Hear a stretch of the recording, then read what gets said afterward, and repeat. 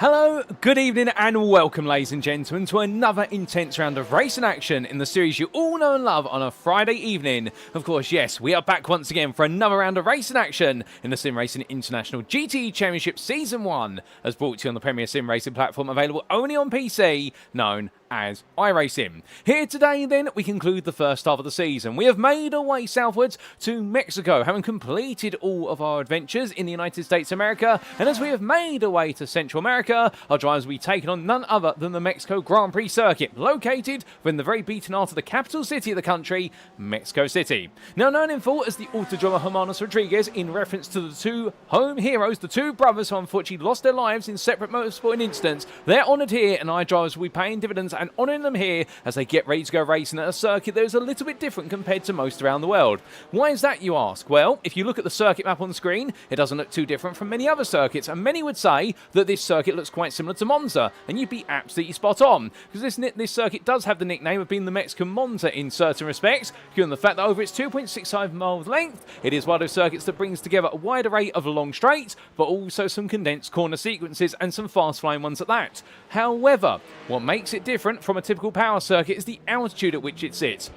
A very high altitude circuit, while the highest in the world, what it does mean is the airflow over this circuit is a lot less dense compared to most circuits. What that means in return is there's a bit of difference in how cars perform, particularly when it comes to turbo versus natural aspiration, with turbo machines benefiting in lower density airflow compared to what will be our naturally aspirated machines, but also on top of that as well, with a lower amount of air density, it means you can run more rear wing without the risk of losing top speed. And when you do have an incredibly long start-finish straight, and also a long secondary straight to go with it, this is going to be one of those circuits where drivers may find themselves having to readjust their thought process when it comes to setting up the car for success. But where are my manners as we jumped all the way into technical detail? Allow me to welcome you all to this live broadcast from Circuit Side as you tune in tonight on YouTube at the SimRacing International YouTube channel. Indeed, all you've got to do is go to youtube.com and search for SimRacing International, or SRI, and you can catch in all the racing action on a weekly basis in this series and in all of our series that play out each and every week. And of course, we do need to say hello to a few of you tuning in already.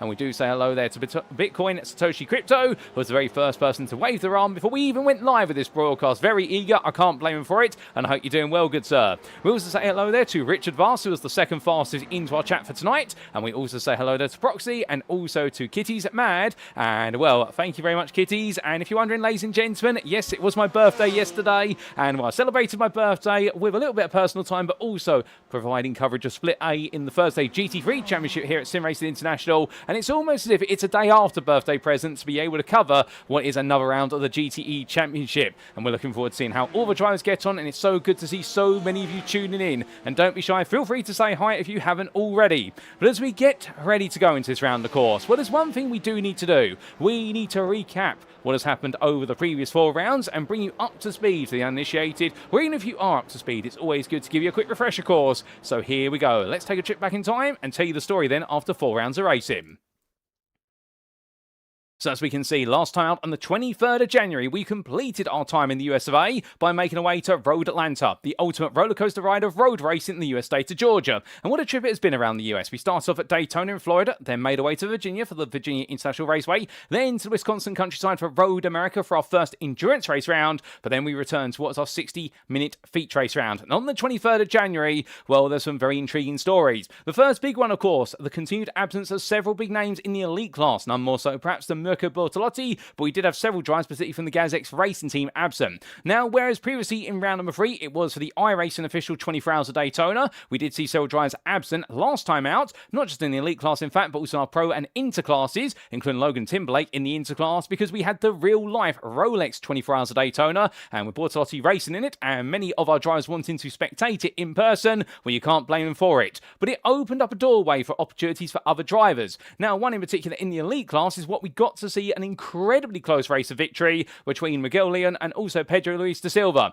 with Luis da Silva in the end being able to bring home the win by a slender margin, and Miguel Leon not quite able to get the job done on strategy. However, it was so close between the two of them. It was one of the highlights of the season so far, and understandably their rivalry is going to continue, with Sylvain Delpech meanwhile taking his first podium of the season, finishing in 3rd place for Cube Racing Team. Meanwhile, in the pro class, well, a switch from the Ferrari to the Corvette definitely benefited the Inox Motorsport pair of Benjamin Massey and Matthias Pettinger. However, Angel Ordonez was the man who finally brought home a win at the fourth time of trying. All the bad luck seemed to finally go away for the Enosis Esports driver, and he made it work, and he left the Inox Motorsport pair in the dust as they were getting used to their Corvettes, but they were very quickly acclimatising to them. And as for the Interclass, well, goodness me, what a round in the Interclass. It completely flipped the table upside down in terms of championship standings, and we'll show you exactly why very shortly. Andrew Fellows and John Ludbrett, the two favourites in the GPX SimSport Xenon team, they had it all go wrong for them, and their runs of podiums and wins respectively all fell apart. But meanwhile, well, we had Pinto Sombol Levente. He looked to be the man who was on course to take the victory until a battle arose between himself and newcomer to the grid from Verano Academy. It was none other than Kevin Smith, who in the end chased him down, and with a late instant between Levente and an elite driver, in the end it would go the way of the Verano Academy driver to take a win on his debut.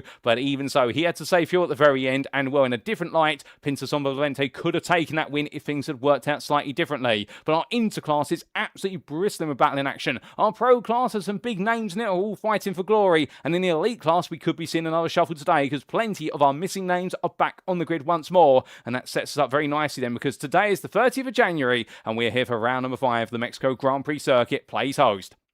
But talking about our standings then, we've recapped exactly who took what was none other than our previous round. But as we take a look into the standings, we begin with your Elite Drivers' Championship. Now, Miguel Leon is the man who leads, where first and second being his results coming into this round for Enosis Esports. However, behind him by only a grand total of 14 points is Pedro Luis da Silva. Now, unfortunately at this point, ladies and gentlemen, I do have to take a pause and talk a little bit about our Portuguese driver, who unfortunately we may not be seen on the grid for the remainder of the season. Now, the good news is he is well, as far as we've been informed by him. He's been in touch with us, but if you're not aware, there has been a significant number of what is heavy rain downpours in Portugal, which has culminated in a major storm that hit the country only 2 days ago on Tuesday, and was sadly Pedro Luis da Silva being in the affected region, which was hit by Storm Christine.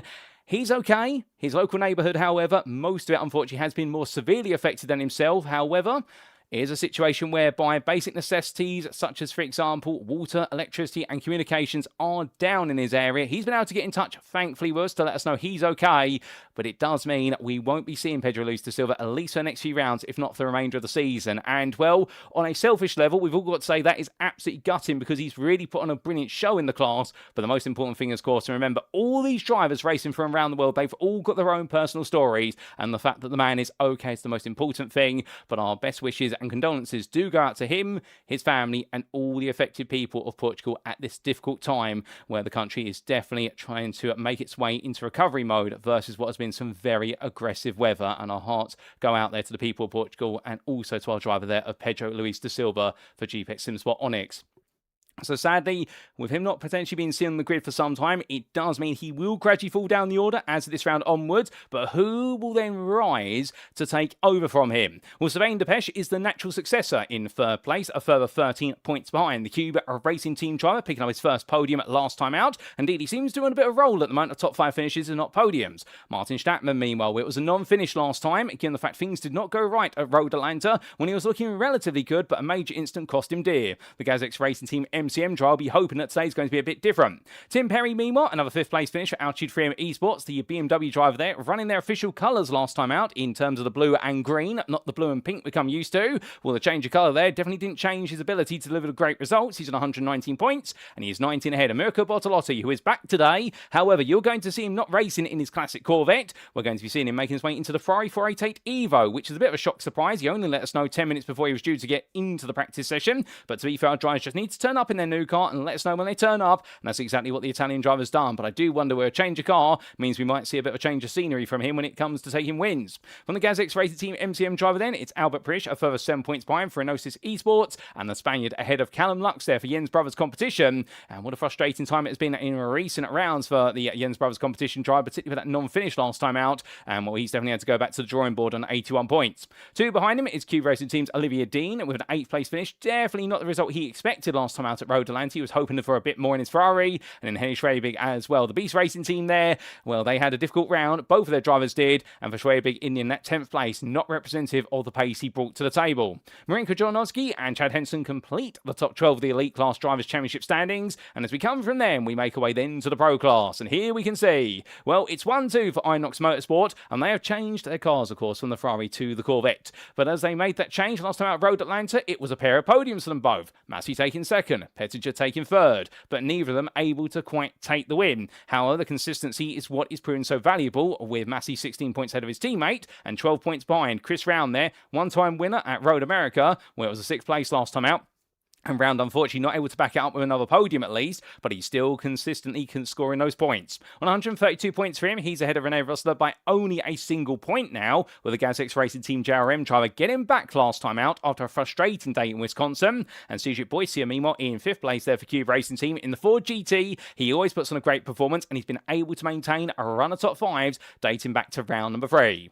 Angel Adonis, meanwhile, he finally took that win that we've been waiting to see him take since the start of the season. Bad luck struck him in the first 3 rounds, but he finally made it happen, and the Moon Racing Team driver and Enosis Esports driver absolutely delivering when it mattered most. Ahead of Brandon White, who sits in 7th place there and wasn't on the grid last time out, but hopefully we'll see him back today. He's ahead of Jan Lintz by only a single point, with the GazX Racing Team JRM driver had a frustrating day at Road Atlanta, being involved in a major incident that wasn't necessarily his fault, and we do hope to see him back in form today. But we will see him in a new car. He's moving from the Porsche 911 RSR to the Corvette C8 GTE, so therefore we look forward to seeing what he can do in the very popular American machine. Ryan Walker sits a further 9 points adrift for Altitude 3M Esports, enjoying a good run at Road Atlanta, it must be said, picking up that 7th place finish. And then we do have Flavien Tieffry, who won't be on the grid today. He was non-finisher at what was at Road America. He wasn't on the grid last time out, and he won't be here today due to personal circumstances, but good news is all's okay with Flavien Tieffry. I do believe he is moving apartment at the moment, and therefore he's most likely going to be back in what will be a week's time. We look forward to seeing him back out there, the Frenchman, giving it his all once again.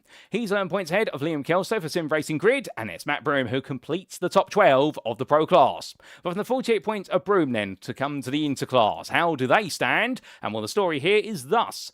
Andrew Fellows for GPX Simsport Xenon and John Ludbrook, his teammate, they are 5 points apart. But notice how the run of form has been broken. Fellows, podiums all the way. Road Atlanta never happened. 8th place.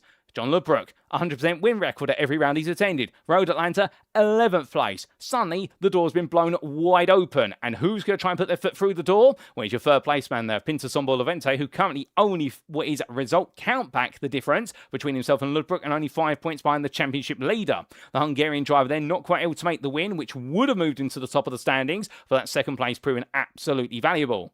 Bruno Key as well, the Chinese driver from WP 300 Esports, the WePay driver, doing an incredible job to finish inside the top 5 in a BMW that definitely didn't look comfortable in his hands at Road Atlanta, but he's ahead of Brian Beardsworth by only 3 points. The privateer, meanwhile, ahead of Marcus Singledonk, the Miller Motorsports driver, who almost managed to snatch his way onto the podium. He came just short of it in the end, and that 4th place, well, matching his season best. He's on 105 points, and back hopefully today, Logan Timberlake for Sim Party Racing, and well, every day's a party when he's on the grid for the right reasons, and well, he'll be hoping that he can potentially make his way onto the podium once again. However, Craig Tillerson is only the best part there of what is 12 points behind him, and the Verano Academy driver, 10th place last time out. A bit of a frustrating one with an incident coming over the hill at turn number 11, which wasn't necessarily his fault. However, he's moved on for it. Indeed, everyone is ready to push on. James Bostock sits in 9th place there for GPX Simsport Onyx, picking up that 3rd place. We couldn't quite catch him for an interview, and when I did catch him down the paddock after the broadcast had ended, he said to me, "Paul, I'll do an interview if you let me win a race instead," in terms of wait for him to take the win, and then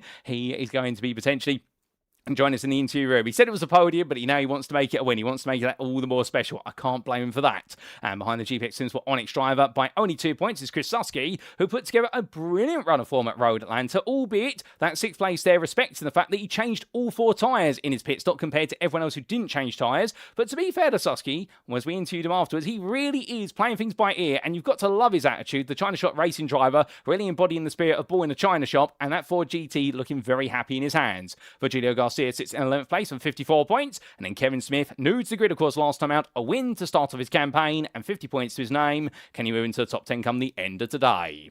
Well, coming to the Teams Championship, meanwhile, here are your top 10 teams. And we can see it's Inox Motorsport who lead on 364 points. However, given the fact they only have a 24-point advantage over Enosis Esports, it is looking very close between these two teams at the moment. And it's a sizable 31-point gap to GPX SimSport Xenon, who have stumbled a little bit. And that's opened up the way for Cube Racing Team to close the gap to now 20 points behind. It's now a further 23 points to the GazX Racing Team JRM. And then we do have GPX SimSport Onyx, meanwhile, a further 6 adrift. So we have two teams at the very top right now starting to break away. And then it's the mad scramble for third place behind. And that theme continues when you get to the other GazX Racing Team, MCM, in 7th place, only a point off of 6th. And they are only in turn 8 points ahead of Alshid Free of Esports, who are finding their feet. HTS Racing, well, after today, we will see them split into two teams as they do have the arrival of a new driver on the grid today, and you're only allowed 3 drivers in each team. So we will see HTS Racing split into Team 1 and Team 2, albeit Team 1 will be the guys you see there of Pete Edwards, Matt Broom, and Adrian Vlock. Meanwhile, Team 2 will be consisting of none other, and I better not refer to him as Scott McLaughlin this time. It is Sean McLaughlin, and he's going to be joined by newcomer to the grid in the elite class of Russ Green, and we'll show you Russ very shortly out on circuit. Beast Racing round off the top 10 then, 142 points, and it's noticeable how the fact that 9th through to 10th now is the third pack of teams in this championship, whereby you do have that run of the top 2, then you have 3rd through to 8th, and then it's everybody else who's trying to nip into the top 10, and we're currently in 11th place is Axis SimSport, who are only ahead of Verona Academy based on result countback, and they are both on 139 points, so we could see them replacing HTS Racing and Beast Racing in this top 10 table come the end of this round. But talking about our circuit for today, of course, it is none other than the Mexico Grand Prix circuit, located in Mexico City in the country of Mexico. Now, an intriguing geographical fact for you if you didn't know, there are states in Mexico. However, Mexico City as the capital state, according to legislation, the geographic legislation of the country, is not permitted to be classified in a state. So that's why we literally say we're in Mexico City, Mexico. We are not allowed to attribute a state to this circuit, or indeed the whole city. I never knew that until I took a little bit of research, but that's an interesting fact for you there if you ever find it out in a pub quiz. But as we look to our circuit map, a huge thank you to iRacing.com, not just for the brilliant simulator, but also the track maps contained within it. 2.67 miles or 4.30 kilometers, depending on your preference of units. But what stays the same is the number of corners, 17. And as our drivers make the way around here, well, definitely that Monza feel comes about.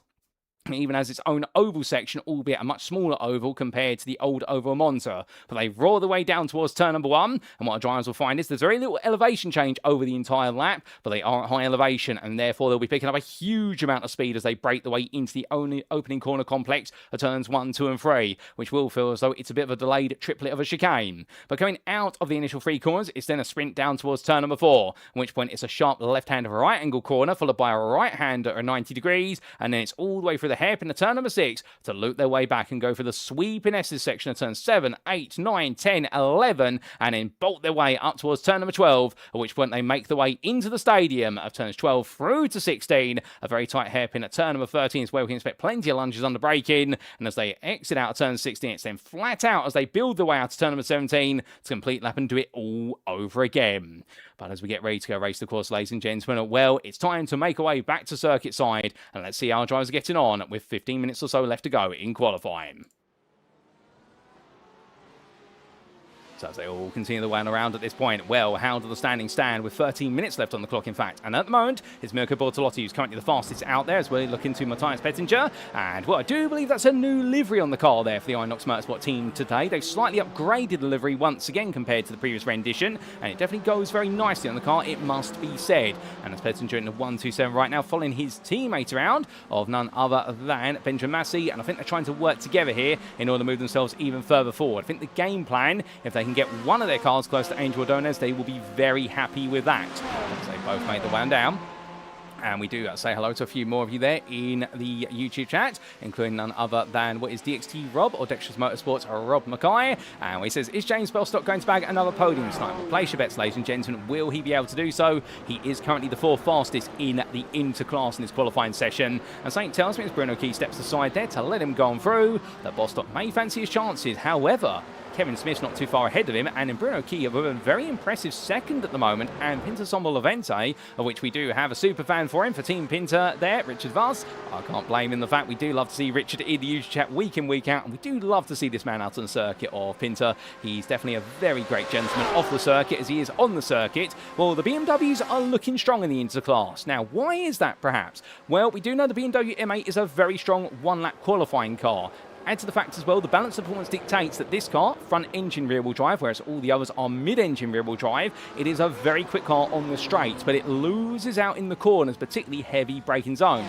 As we do see Levente there towing his way to the pit lane, and we'll leave him be as Bruno Key carries up the slack. Oh, that's a little bit sideways there coming out of turn number 16, but just out points it straight. But as he does so, making his way on along, this BMW is definitely going to be the beast to beat when it comes to the long stretches of road, but not necessarily in the braking zones and also in those tight corner sequences. However, if you can keep ahead of everybody on the straight, surely you're going to be safe unless your rivals dare to dive on you into these braking zones. So that's what we're looking forward to seeing, whether the BMW drivers here can really just hold track position compared to their rivals. And it does seem as though we've got a BMW in third overall and in the elite class at the moment of Martin Stattmann. And remember, Stattmann has made that change from the Porsche to the BMW as of Road Atlanta. It didn't quite work out of Road Atlanta. However, I think the change was made and he wanted to use Road Atlanta to get the data, so that way he now feels comfortable with the car coming here to Mexico. A bit of a sacrifice, but always when you make a car change, there is going to be a degree of sacrifice that you need to make.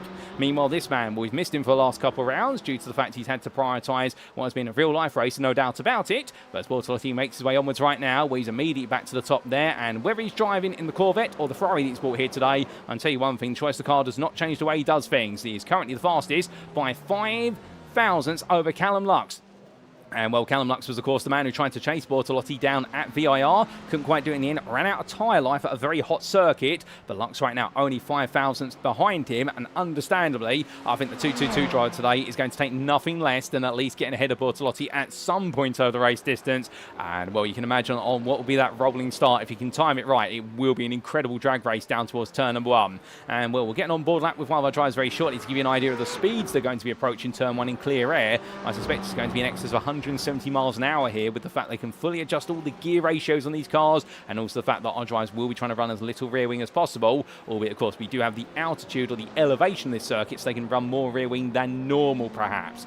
As Lux makes his way on through. Oh, goodness me. Side by side then. Contact with the number 34. That was the 34 that had already broken down. And when I say broken down in terms of it had a bit of a wayward step there, that was Craig Tillotson. And Tillotson in the new livery of Verano Academy machine. They debuted that new livery last time out of course. Well, Tillotson getting it wrong, and Lux as well, as they both make their way back on out. Well, the wonderful thing about an open setup series such as this, if that happens, you can always take as little fuel as you want in the car, and all you've got to do is do your outlap and get those tyres warmed up. And the wonderful thing about the GTE machine, of course, as we've been told by several drivers up and down the field, Elite, Pro and Inter, the best lap is normally on the initial flying lap or the second lap at the very worst case scenario. And with the lap time around here being 1 minute 40 or so, it does mean the Lux will have plenty of time to try and make amends for what happened there. As he heads on through, we do say hello there to Real Bottle Job, and good evening to you, good sir. Also to Izzy Pop, who we wave our hands to there, albeit you can't see me in the commentary booth, but we do wave our hands. And also we do say hello to Test 868, who I haven't seen in the YouTube chat before, so if this is your first time, Test, well, great to have you with us. And indeed, what a time you come in, because this is definitely going to be an interesting round. But to keep things interesting, you know what we do need to do? We need to get an on-board lap with one of our drivers. And who better to do so than with the man who chased after the win last time out for Enosis Esports, as he makes his way through the final quarter. It is going to be on board here with none other than Miguel Leon as he makes his way to the lap. Well, in fact, we're not going to jump on board because he's pulled off a line there to give the draft to a teammate. So instead, Martin Stattmann is going to take us around, and hopefully he doesn't do the same. Let's jump on board anyway as he makes his way down towards turn number 1. That's a very long run here, already up into 5th gear, gradually building up the speed. And as he does so, looking to his left-hand side for his brake marker, where we're coming in towards this braking zone at what will be a grand total in the end of none other than 165 miles an hour as he goes hard on the brakes all the way down to 2nd gear. Now through the right, in towards left, pulling the car all the way over as he can, mounting the curb there, riding over the sausages through turn number 3. As long as he keeps 2 wheels in the white lines, he's A-OK. As he makes his way down towards turn number 4. Now it's a shorter run towards the next braking zone, but still a long one, as he looks over to his right right-hand side for his brake marker, and he'll position the car well, and he'll brake there about 130 meters from corner apex down to first gear, nice and tight. Get the car over as much as possible to the left without unsettling the rear. Now through turn number 5 and in towards turn 6. It's a short run here. We'll expect some dives under braking. Double apex hairpin comes out of turn number 6, and now flat out all the way towards the S's. But now we change the style of the circuit. This is where the circuit opens up a bit more in terms of apex speed. Through the left-hander and in towards the right. So that's going to be turn 7 and 8. Now a much more fast-flowing left-hander at turn number 9 into a much more condensed combination of turns 10 and 11. Right into left here, but you'll notice the way these apexes are shaped and aligned. They are intentionally misaligned to make them harder to straighten. But as he comes down towards turn number 12, straight now, and Stattmann looking to his left-hand side for the braking zone to enter the stadium, down to second gear, and then he'll make his way into the baseball stadium, hard on the brakes here, all the way down to first gear for turn number 13, the lowest speed corner on the circuit. Now making his way straight over the curb of 14, right in the curb of 15, in towards turn number 16, chucks it down to second, and full throttle now every step of the way here as he makes his way through turn number 17, as little steering angle as possible, and Stattmann comes to the timeline, a personal best in the final sector. Is it going to be enough to move him up the order? No, it won't. But he is getting very close to his previous best lap, so Stattmann right now may have something still left in the tank as we jump off board. As he heads on down towards turn number 1, well, Stattmann right now definitely demonstrating why this BMW is a quick car, and Callum and Mirko Bortolotti in the Corvette and Ferrari respectively only able to beat him by the best part of 2.5 tenths to the end. It's not by a huge margin, not compared to what we've seen perhaps in previous qualifying sessions this season. But meanwhile, what's going on in the Pro class? Well, it's still Angel Ordonez, the fastest of them all. He swapped around with Miguel Leon here, so they've decided now that it's going to be Ordonez who gives Leon the slipstream here. The Enosis Esports team working hard, and Ordonez joining the team midway through the season. But to be fair, he slotted into the team very quickly, and the ethic between these two definitely absolutely inspirational here, and how hard they're working together, even if they are of a different class and wanting to move forward as best as they can. As they come towards what will be their next lap very shortly, Marenko Jornowski, meanwhile, makes his way through the baseball stadium. He comes on out here, coming in towards turns 15 and 16. Well, what can he do, given the fact his middle sector has been a personal best? Runs it out nice and wide there, coming out of turn 16 into the final corner. Opens up that bend a bit more. Not a personal best in the final sector, but from 6 tenths down, he improves by 3 hundredths to 38.136. But it's not enough to get him ahead of Tim Perry, who's still 2 tenths or so faster. And Perry there doing a brilliant job to be in 6th place for Altitude 3M Esports, as we see a car crawling along the left-hand side of the picture. Craig Tillotson crosses the time in line in the rear of the picture. There he goes. And his BMW is currently 39th. Now, in terms of any penalties we do have here today, it's always good to talk about those before we do go racing. We do have one today, and that is a drive-through penalty that must be served at some point in the race between what is lap number 2 and the penultimate lap of the race. It cannot be served on the opening lap, nor on what will be the final lap of the race for Matthias Pettinger in the Pro class, and that's due to an incident whereby it was a lap 1 incident, where here at SimRacing International we always penalise lap 1 incidents more severely than any other instance. They always get double the number of licence points if a driver is found guilty, because of course in lap 1 we always ask drivers to be a bit more cognizant of the fact it's lap 1, not lap 20. And as we do see our drivers coming through, Matthias Pettinger unfortunately will need to take that drive through, so it does mean he will be adding on to his race time the best part of about 30 seconds in total, given the fact that he'll be sacrificing all his straight line speed down towards turn number 1, but he can choose when to serve it. That is the thing that our drivers are given, is the right to choose, and therefore that can always act as a bit of a tactical advantage in the fact they can choose to do it literally towards the end of the race once they've done everything else, knowing they've worked their way forward, or they can serve it straight away and then have to work their way through the field depending on personal preference. So that's a preference to the drivers. And one thing we haven't done is introduced our new driver on the grid today. Here is Russ Green in the 227. He's going to be making his debut for HTS Racing, the Australian driver. I've got to give credit to Australian drivers from HTS Racing. The fact that right now, depending on the time zone of Australia, because I do believe Australia is split into 3 time zones most parts of the year, perhaps even 4 technically, if I remember my Australian states correctly. Well, either way, they are racing at the moment in somewhere between what is 3 o'clock in the morning and 5 o'clock in the morning. They have got up on a Saturday morning to race in this series, and well, I've got to give a round of applause to all of them because the commitment is absolutely incredible. But they wanted to be here, and they're absolutely loving it being on the grid of the GTE Championship, and I can't fault them for it. That enthusiasm is infectious. But as Russ Green makes his debut in the elite class, we wish him the best luck on his debut and look forward to seeing what he can do, as he's currently 9th fastest of the elite drivers and 13th overall. That's not a bad start to the day, to be fair to him. Meanwhile, further up the order, we can see Ryan Walker comes to line. He improves to 39.998. That keeps him 30th overall and a length in the Pro class. But right now, the Altitude 3M Esports Ford GT driver finding a bit more time out there. And to be fair, he is one of those drivers who's normally a bit quicker in the races compared to qualifying. He is a very good one-lap pace driver. Well, not a very good one-lap pace driver, I should say. More of a overall lap pace driver in terms of he maintains his race pace better than most. But as we leave him to it, as he decides there to just tow back to the pits, we come to another Ford GTE of Cedric Boissier. And right now, the Cube Racing team driver, well, 8th is the best he's looking at the moment in the Pro class in this qualifying session. 24th overall. That's not looking as strong as he would like it to be, but understandably here, I think the Ford GTs may struggle a little bit at this circuit compared to the other cars. These Ford GTs are normally known for circuits whereby you don't have as much top end speed necessarily. They have to make a lot of sacrifices to get top speed in this car, particularly when it comes to the amount of downforce they run or the rest of the setup of the suspension and the ride height. We saw that, of course, in the America's GT Challenge Championship last year, where in the end we had our incredible performances from none other than was our leading Ford GT driver.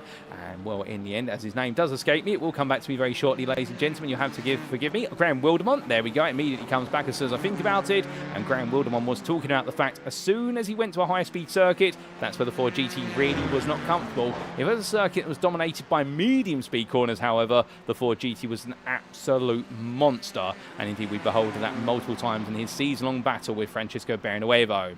But as Boissier makes his way on down here, and we'll go on to one final tour of the circuit. James Bostock tucks in behind. And Bostock here trying to be a bit cheeky, trying to siphon the toe. But in the end, well, you can see the difference in approach speed there. That Corvette's so much quicker compared to the Ford GT before the braking zone. And Bostock will have to bail. But that's simple information he needs to take into the race, which is some drives maybe a lot slower come the end of the straight. And therefore, he might be able to gain some ground. But as we've got a yellow flag for Callum Lux, that is going to cancel out his final qualifying lap, I do believe. He's towed to the pits immediately, as I think he was pushing hard to try and find the final 5,000s to hunt down Mirko Bortolotti. But Bortolotti looks safe at the very top, at least, unless Martin Stattmann can find some magical time.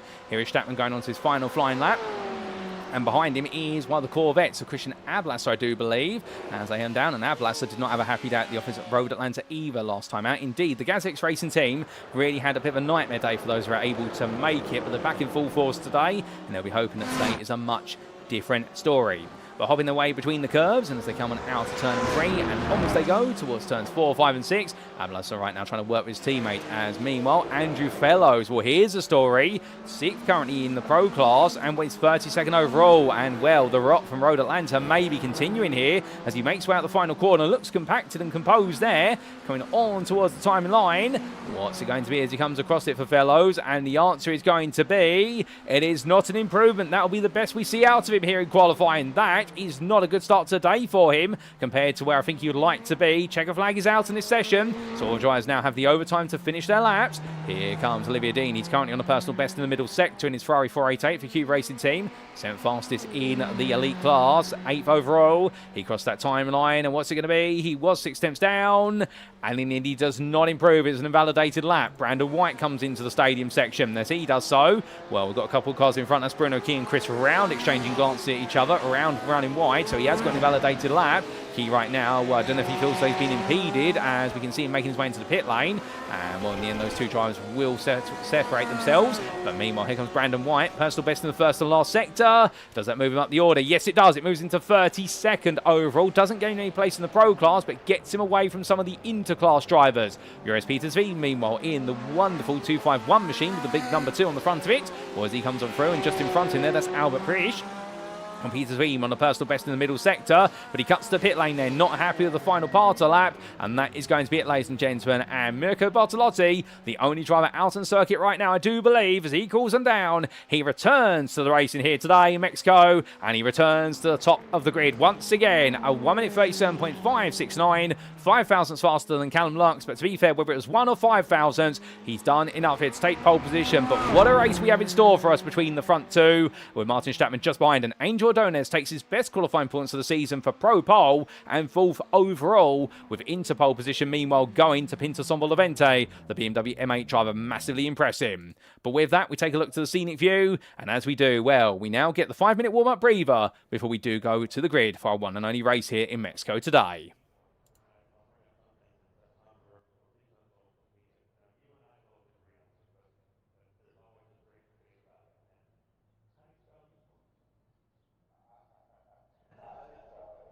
And well, as the circuit briefly falls silent here, I think we've got a slightly extended overtime just because of the length of the circuit. And well, the conditions here today in Mexico, as we can see there from the skybound pictures, a bit of cloud, but also quite a bit of sunshine. So we've got relatively pleasant conditions to go racing in. Of course, no rain available at the moment for this championship because there's no rain available for the GT machines on iRacing. But we do hope we do see the day when they do get to race in the wet like they did used to, of course, in IMSA and the World Endurance Championship, all the way back through in towards 2023, at which point they were, of course, replaced in 2024 by the GT3 machines, which you now see dominating the headlines in many a series. But 5-minute warm-up session here. I'll try and have an opportunity just to take a small breather as Chris Susky makes his way on down. And, well, I did make my way down the paddock earlier on in the week when he was practicing, and he was looking into a potential setup for that Ford GTE and seeing what he could do to get the most out of it here at what was the Mexico circuit. But I can tell you one thing that was intriguing as well. A lot of drivers, when they found out that Chris had changed tyres in the race at Road Atlanta, they were amazed. Not quite as amazed as his spin and his pirouette there, where he's been able to get the car stopped in the grass very nicely, but they were amazed at the fact he changed the tyres when they thought that perhaps he could have gone on a single set and actually gone on to take a podium, if not at least a top 5. But to be fair, Chris was saying he does what he feels comfortable with, and you can't fault him for that. He indeed is learning his GT machine like they all are, and he carries on. But as all the drivers do at the moment, we also do see there Richard Vaz saying, I'm not going to lie, I am worried about turn 1. Well, to be fair, if we are saying this is the Mexican Monza, we all know that Monza has an interesting statement about it, which is Monza turn 1. It's the one thing that everybody fears in motorsport, whether it be Formula 1 or alternatively, say, the European GT4 Championship, just because of the concertina effect and how drivers come down from the best part of 150 plus miles an hour in GT machines at Monza, they would, in towards the opening chicane. Now, we don't quite have as tight a chicane necessarily here, and therefore that does provide a bit more room. Plus, there is also a much more extended runoff area onto grass, and there are no bollards for drivers to worry about if they do take to the grass. However, the understanding is that essentially the braking zone here in turn 1, we will see our drivers, particularly those who start towards the back of the grid, and therefore they have got the huge draft of all the cars in front of them. We will be seeing several cars hitting the best part of 160 miles an hour to that braking zone, whereas the lead cars, by comparison, will be approaching it about 150 miles an hour. That is the natural effect of the processional order of the formation lap, and that does mean, of course, that for those at the front, they'll be hoping that nobody turns their car into a bowling ball coming from behind. And well, we've seen that many a time in real life racing series, just as much on the simulator. It only takes one driver to just slightly miss their brake marker. But fingers crossed, we don't see that. And to be fair, the standard of racing this season has been absolutely brilliant so far. And when we have had things go wrong, drivers have done a very good job normally of trying to avoid essentially what is expediting a nightmare on the circuit. But if you do that to Noah Blackwell, the Axis Sims Watch driver, making his way on through the chicane sequence of turns 1, 2 and 3. We'll look forward to seeing what he's going to be able to do. And in terms of a little bit of another historical footnote, perhaps, if you're intrigued about the Mexico Grand Prix circuit, well, one thing to keep in mind about it is the fact that it has played host to motorsport for the best part of 66 years. Indeed, it is one of the older circuits on the American continent, and well, the likening to Monza is because of the layout of the circuit and also its features, but this circuit has played host to a whole variety of series, including Formula 1, as it does in the present day. It has also played host to plenty of GT racing series. Also, I do believe it has had a stint in what has been the equivalent of the World Endurance Championship before it did become WEC, all the best part of 20 years ago or so, and it has also been host to plenty of open wheel racing, including Formula E, albeit not on this layout of the circuit, but on the much smaller stadium-tiled section of the circuit, of which this circuit does have the best part, if my memory serves me correctly, of 7 layouts available to it. And even NASCAR does race here, to be fair, because it does have a dedicated oval circuit, but a very tight oval circuit at that. Something that you perhaps consider more equivalent to, say, the Bristol 500 circuit in NASCAR. But as all the drivers come towards the end of this warm-up session, well, if you haven't had a chance yet to top up your drink or get yourself some liquid refreshment or even some snacks, we definitely recommend you do so now, ladies and gentlemen. I'm going to take a sip of water and mark and heed my own advice. That way my voice doesn't go dry over the racing distance, because indeed I don't want to be parched, unlike this circuit today. And when terms are weather, 29 degrees track temperature, that's in centigrade, ambient 24. We've got lovely conditions here in Mexico, a good bit of cloud, a light wind of 2 miles an hour as well. We couldn't ask for better. And with the best part of 41 drivers taken to the grid, we have got an absolutely excellent race just around the corner.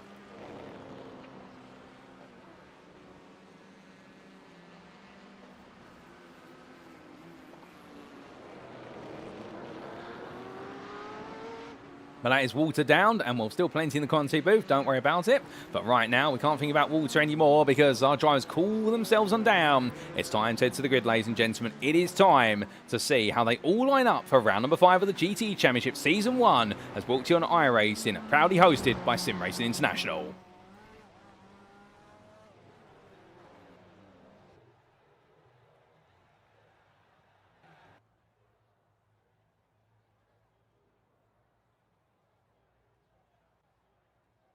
And so here we go, ladies and gentlemen, as our drivers make the way onto the grid. This is how they'll all line up in preparation for the full formation lap. Mirko Bortolotti takes pole position for the GTE Racing MCM team in his new Ferrari 488, but by the smallest margin he has taken a pole position this season, 5 thousandths, separating him and the Corvette of Callum Lux, a Jens Brothers competition. And Lux here today, I get the feeling he's got one thing in his sights, and it is the Italian 263. Then it's going to be Martin Stattmann starting third for GTE Racing MCM, returning to his best in qualifying. Can he make his way into second? Can he support Bortolotti, or can he surpass him? We will see for the Austrian driver. Then, starting fourth is your pro pole sitter of Angel Ordonez for Enosis Esports, and the Spaniard definitely working as hard as he possibly can to carry on that momentum from last time out. Miguel Leon starts fifth for Enosis Esports. It may be returned to norm with the return of the GTE Racing drivers, but it's also returned to norm with the fact that Leon definitely qualifying very high. Behind the Palestinian driver, then have Tim Perry for Altitude 3M Esports, where season best qualifying performance in his BMW M8. He'll be very proud of that in the 283. Head and Mirko Jordanovski, who starts 7th there for none other for GTE Racing JRM. And for Marinko Jordanovski, it's now going to be a challenge of seeing how quickly he can move forward. Olivia Dean will keep him honest, however. 400ths behind in qualifying for Cube Racing team, and Dean in his Ferrari 488 in the end, delivering very well in qualifying. From the Frenchman, it's the Austrian then of René Rüssler, the GTE Racing JRM driver, who is the second of your pro drivers inside this top 10, and he is ahead of debutant for today for HGS Racing 2. It is Russ Green there, who does a brilliant job in starting 10th place in this grid in his debut round. 11th is going to be Christian Ablas there for GTE Racing MCM, hoping for a stronger day today ahead of Robin Noel Brown. And the GPX Simsport Onyx driver takes the season best qualifying performance. They're third in the pro class. In time as well, because Matthias Pettinger lines up just behind him there, starting in 13th for Inox Motorsport. Mark Hutchinson starts 14th for Altitude 3M Esports. And whether it's GT3s or GT-Easy races, I can tell you one thing, he absolutely loves jumping in all different sorts of cars. From him, it's then GTE Racing JRM's Jan Lintz, the German driver, who had a very frustrating day at Road Atlanta. And right now, it does seem as though the frustrations aren't continuing, because that's 5th in pro. It's a good starting spot for him. Chad Henson starts 16th for Los Dos Bravado, just ahead of Mikhail Abasek. And the Inox Motorsport driver had a rough debut at Road Atlanta in the pro class. Can we see him move forward today quite quickly? Joris Peter Sween joins him on that 19th row, the 9th row of the grid, I should say. I'm already getting ahead of my rows, the Dutchman. And then we will see none other than your Interpol sitter starting 19th. And that is Pintos Ombolavente there. With a brilliant pole lap. And, well, the only Inter driver inside the top 20. Albert Prish starts in 20th for Enosis Esports. And behind the Spaniard will then be Justin Noel, who in the end, despite limited practice time, the American driver started 21st ahead of Benjamin Massey, who's out of position in this qualifying order today. That's not where we normally expect to see him. The Inox Motorsport driver then be followed up by Bruno Key for WP300 Esports and Cedric Boycia for Cube Racing Team. Row 13 will consist of James Bostock for GPX Simsport Onyx and Axis Simsport's Chris Round, with Noah Blackwell for Axis Simsport and Verano Academy's Kevin Smith making up row 14, and row 15 will be Sylvain Delpech and Ryan Walker for Cube Racing Team and Altitude 3M Esports. Then on row number 16, it's John Lubret for GPX Simsport Xenon, with the struggles continue ahead of Brandon White for ID5 competition. Andrew Fellows for GPX Simsport Xenon starts 33rd ahead of the privateer of Brian Beardsworth, with Chris Susky in 35th for China Shot Racing ahead of Logan Timblake, who struggled in qualifying for Sim Party Racing. And it's going to be Eddie Fearbold, 37th on the grid, ahead of none other than what will be the machinery there of Holmes. And then from the Sim Party Racing driver, it is going to be Craig Tillerson, 39th for Renault Academy, ahead of Hendrik Zilstra there for Sim Party Racing. And last on the grid, starting in 41st place, with no qualifying lap, it's Henrik Schwebig. Well, ladies and gents, perfect timing there as Markel Holmes starts to the pit lane, as does several drivers. Well, several starting from the pits, but many are out of the circuit. And here we go as Mirko Bortolotti makes his way into the final quarter. He will dictate when we go green flag racing once those lights go on. And, well, it's going to be Callum Lux who looks to out-drag him down towards turn number 1. But which of the two will be leading come the exit of the first 3 quarters? We're about to see over 60 minutes of racing.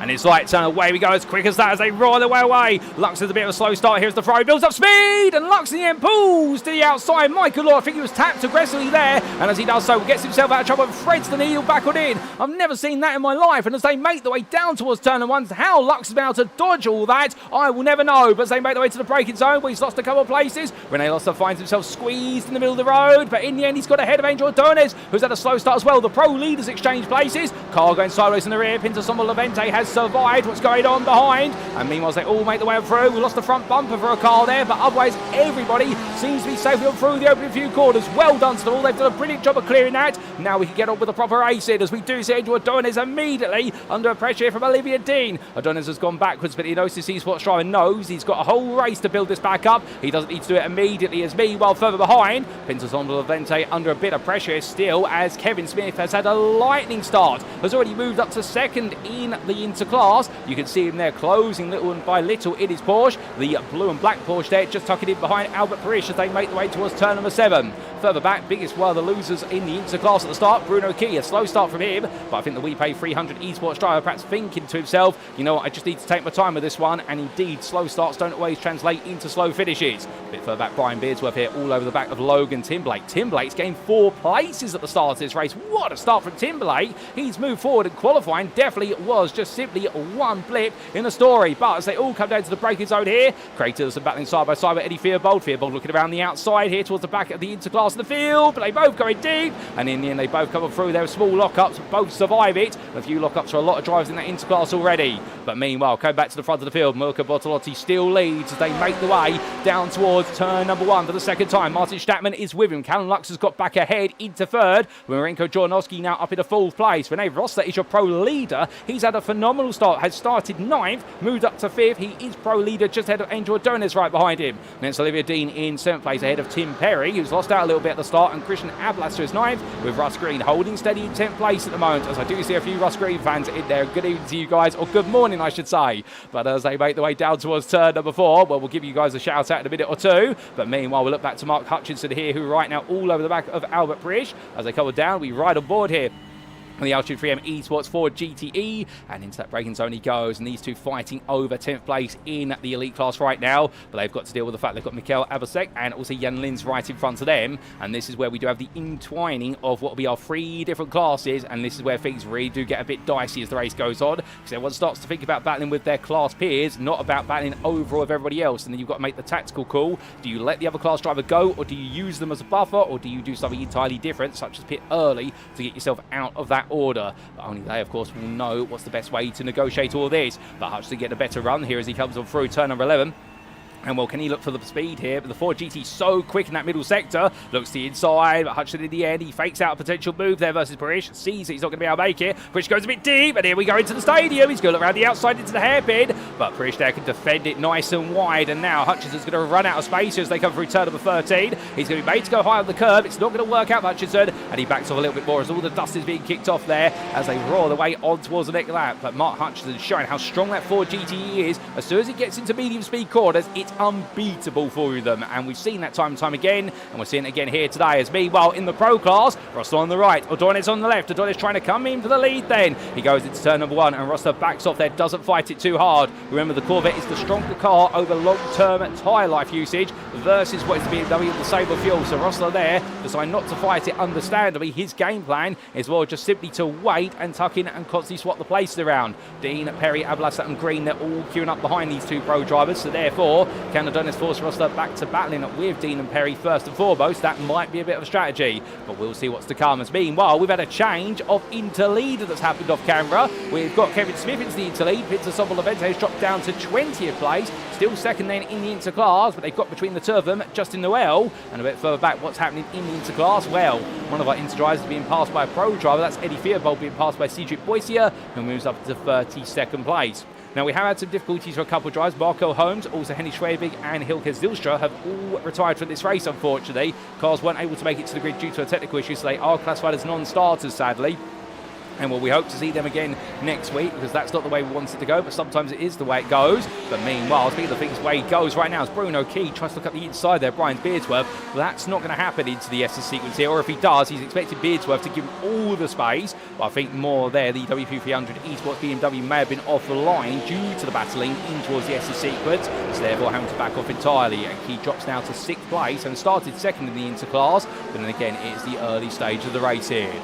Through the stadium these guys come, and Timberlake right now definitely on a mission here, but how much further can he go for the time being, given his next target is James Bostock, but Bostock is 2 seconds up the road, and you've got Leon, White and Delpech all between. Now Miguel Leon's a big question mark as well, because Leon has dropped a long way down the order. Not quite sure what's happened. I think Miguel Leon started from the pit lane in the end due to perhaps an issue with the car, or I don't know why else, unless he missed the gridding procedure potentially, which can happen of course. But here comes Leon looking up the inside of Brandon White, goes away for the move. White gives him the space there. They go too wide into turn 1, and now with the switchback, White's going to hold the inside into 2, and Leon will have to wait just that little bit longer. But Miguel Leon was on the grid in the end, as we have been informed, and in the end had to go to the pit lane, so there might have been something on the car that they spotted at the last possible moment, but it did mean he has started from the back rather than his starting position on the qualifying order of what was 5th overall. But as they all group together, Leon looks up the inside into turn 4, but again it's a left into right, oh no! And that goes wrong there for what is it, Beardsworth versus Delpech. They make contact, in fact that's White and Delpech, I should apologise, and as they go through, well, he's gone round, and in the end Miguel Leon able to avoid it. No, he was not, and the Enosis Esports driver got caught on the back there as the rest of the field came charging onto the scene of the incident, and well, what's going from a good qualifying session has turned into a difficult start to the race, into a disaster race for the time being. And right now, the man who challenged the win last time out, well, right now he's finding himself being challenged here to find any wins in this race, if at all. But still, 53 minutes left on the clock. He's got work he can do. But as we look back to the front of the field, coming all the way from the back to the front, Mirko Bortolotti making his way on down, and as he does so, Martin Stattmann and Callum Luck still with him, but 3 different cars in the top 3, Ferrari, BMW and Corvette. That's what we love to see, a very nice balanced performance between all these machines in GTE, and as they come in towards turn 1 right now, no change between these 3 beyond when we've last seen them. Tim Perry, meanwhile, he's on the back of the Ferrari of Dean with Ablas's Corvette, also still looking at him feverishly, but all these drivers I think now settling down into race mode here. Nobody really wants to make a move unless they feel the time is right to do so, because I think particularly for our drivers in the BMWs and the Ferraris, they're thinking about the strategy first and foremost rather than thinking about one lap pace. Benja Massey, meanwhile, he started in what was 7th place in the Pro Class. He's gone backwards to 9th, but I think he was shuffled around a little bit in the opening couple of quarters, and the Inox Motorsport driver falling back with James Bostock, the 3rd place into driver just behind him. So Bostock right now gradually coming along, looking stronger and stronger. As they make the one down, we look back to Andrew Fellows enjoying a battle here with Eddie Theobald, and they're fighting over 7th in the interclass, and Fellows has just been passed into turn 1 by Theobald. We are seeing the aftermath of this as here comes Sylvain Delpech, the elite driver, looking up the inside here, trying to get some more places back, and as he goes up the inside there, Fellows is not going to have an answer. Instead he lets it go to the Cube Racing team driver. Understandably, he does not want to be involved in the battle with an elite driver when his focus is on those inter drivers, as Bruno Key has fallen a long way down the order. Key, who was running 6th place only a lap ago, we did see him drop down the order. I think it was a yellow flag for a slowdown penalty he must have picked up, but he's lost even more there. I wonder if there's been a mistake, because Key now all over the back of Andrew Fellows as we ride on board here with the number 16 driver making his way now in towards turns 9, 10, 11, and as he does sweep his way on through, Matthias Pettingers, I look out my Conte booth window by the way, into the pit lane for what will be his drive-through penalty that he must serve today, and he has served it immediately, so he's decided to get it out of the way nice and early after the race has settled down. That's a smart move there from him, because he will come back out in traffic, but he can use that traffic to gain the toll on the straight and make up some lost race time. He's not been silly about the way he's doing this. He's given himself an opportunity to see how the field's flowing and then get himself right back out. He's dropped down to 20th place, just ahead of Chris Round. But riding on board still Bruno Key as he chases after Andrew Fellows. No run there, but now building up the speed, and well, watching the bottom right as you'll see him making his way along up to 5th gear. Remember, we saw 165 miles an hour for a driver in clear air for Key right now in that tow. Well, in the end, heading to 155, and well, he's going to get to 160. Looks the inside, but I wonder if perhaps he's actually just lifted off the throttle a little bit, and the idea is that Key here opting instead just to save some fuel, unless he's running a lot more rear wing, because he has been looking very quick through the corners, but perhaps not as good on the straights. That's always an alternative theory. But we're going to leave him behind for a brief moment. We come to John Ludbrook in the foreground of the camera shot. And that is Ludbrook versus Cedric Boyce up the inside. But look who also goes up the inside. Chad Henson for Los Dos Bravado. Looks to go around the outside of both there. Well, in the end, he'll only get the one. Or will he? He will, because Ludbrook's going to back out slightly. Henson's still on the outside. But he sweeps all the way round. And Ludbrook in the end doesn't want to fight it too hard for the risk of losing time. As Andrew Fellows loses it at turn number 6. Key takes the place off him. Miguel Leon comes on through. And will Craig Tillotson do so as well? Yes, he will. Tillotson moves up into 9th there in the interclass. And Fellows drops from 8th to 10th into right now. It's all going backwards for the GPX SimSport Xenon driver. And he wants things to go forwards rather than backwards as quickly as he can. But this is not looking good. Meanwhile, coming to Chris Round here, as he battles Matthias Pettinger. Well, Pettinger, to be fair, hasn't lost out too much, but he's going to lose out here if he can't find a way past Round quickly. As Round there really under big pressure as the Corvette absolutely looking large in the rear view camera.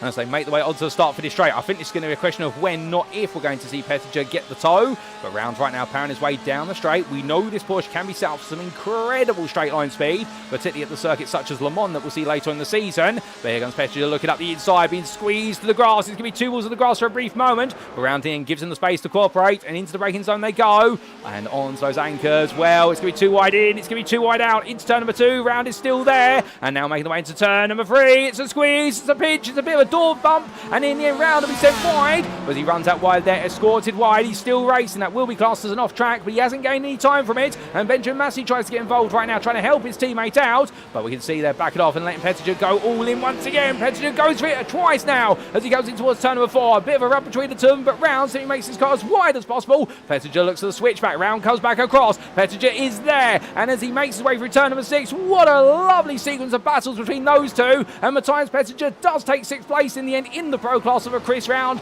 But 10 out of 10 battling between those two. Yes, it was rough. Yes, it was firm. But to be fair, I wouldn't expect any less when these drivers right now know they're on such similar pace to each other. And now Chris Round will be looking in his rearview mirrors and thinking he's got round number 2 with what is an Inox Motorsport machine. Or it's Benjamin Massey who'll be looking to chase after him shortly. Now, with that, we're going to take a brief breather from all the live racing and take a look back to the race start, ladies and gentlemen. Here we go, because we've got a few things to try and dissect. Firstly, how exactly did Rene Rosser have a ferocious start, and also what happened to Callum Lux?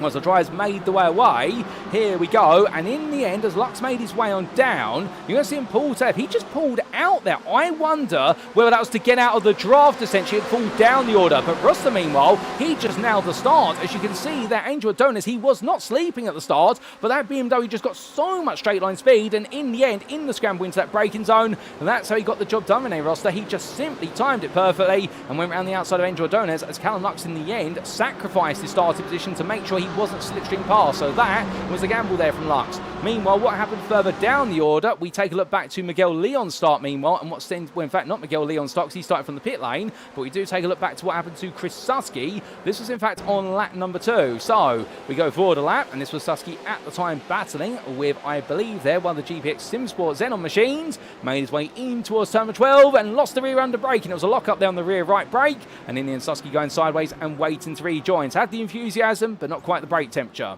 Then on lap number 4, we had this for Sylvain Delpech, as Delpech made his way into the braking zone, looking left, right and centre, and the Cube Racing team driver in the end made his way on through. The number 172 tapped him briefly, and then Miguel Leon got caught up behind this, and that was the incident that involved Brandon White as well. From Miguel Leon's perspective, we see the onboard of this. So Leon was battling with White at the time, went up the inside, but what you'll see here is on this line, White's going to go all in, tucks Delpech, and then as a result, Leon then tries to cut to the inside, but he gets taps on the rear there by another car. I think that might have been Logan Timberlake who sent him round. And for Miguel Leon, understandably, the frustration could not be greater. But speaking of Logan Timberlake, we do go back to the race start for what was Timberlake to see how exactly he had that lightning fast start. This was on board with a man who started all the way down in 9th place as they went green flag racing, and the Sim Party Racing driver had an absolute monster start. We've saved this, the best for the rest, as we say, and as he made his way racing, here he went, and well, look at the space he got given in front of him as they finally did get going.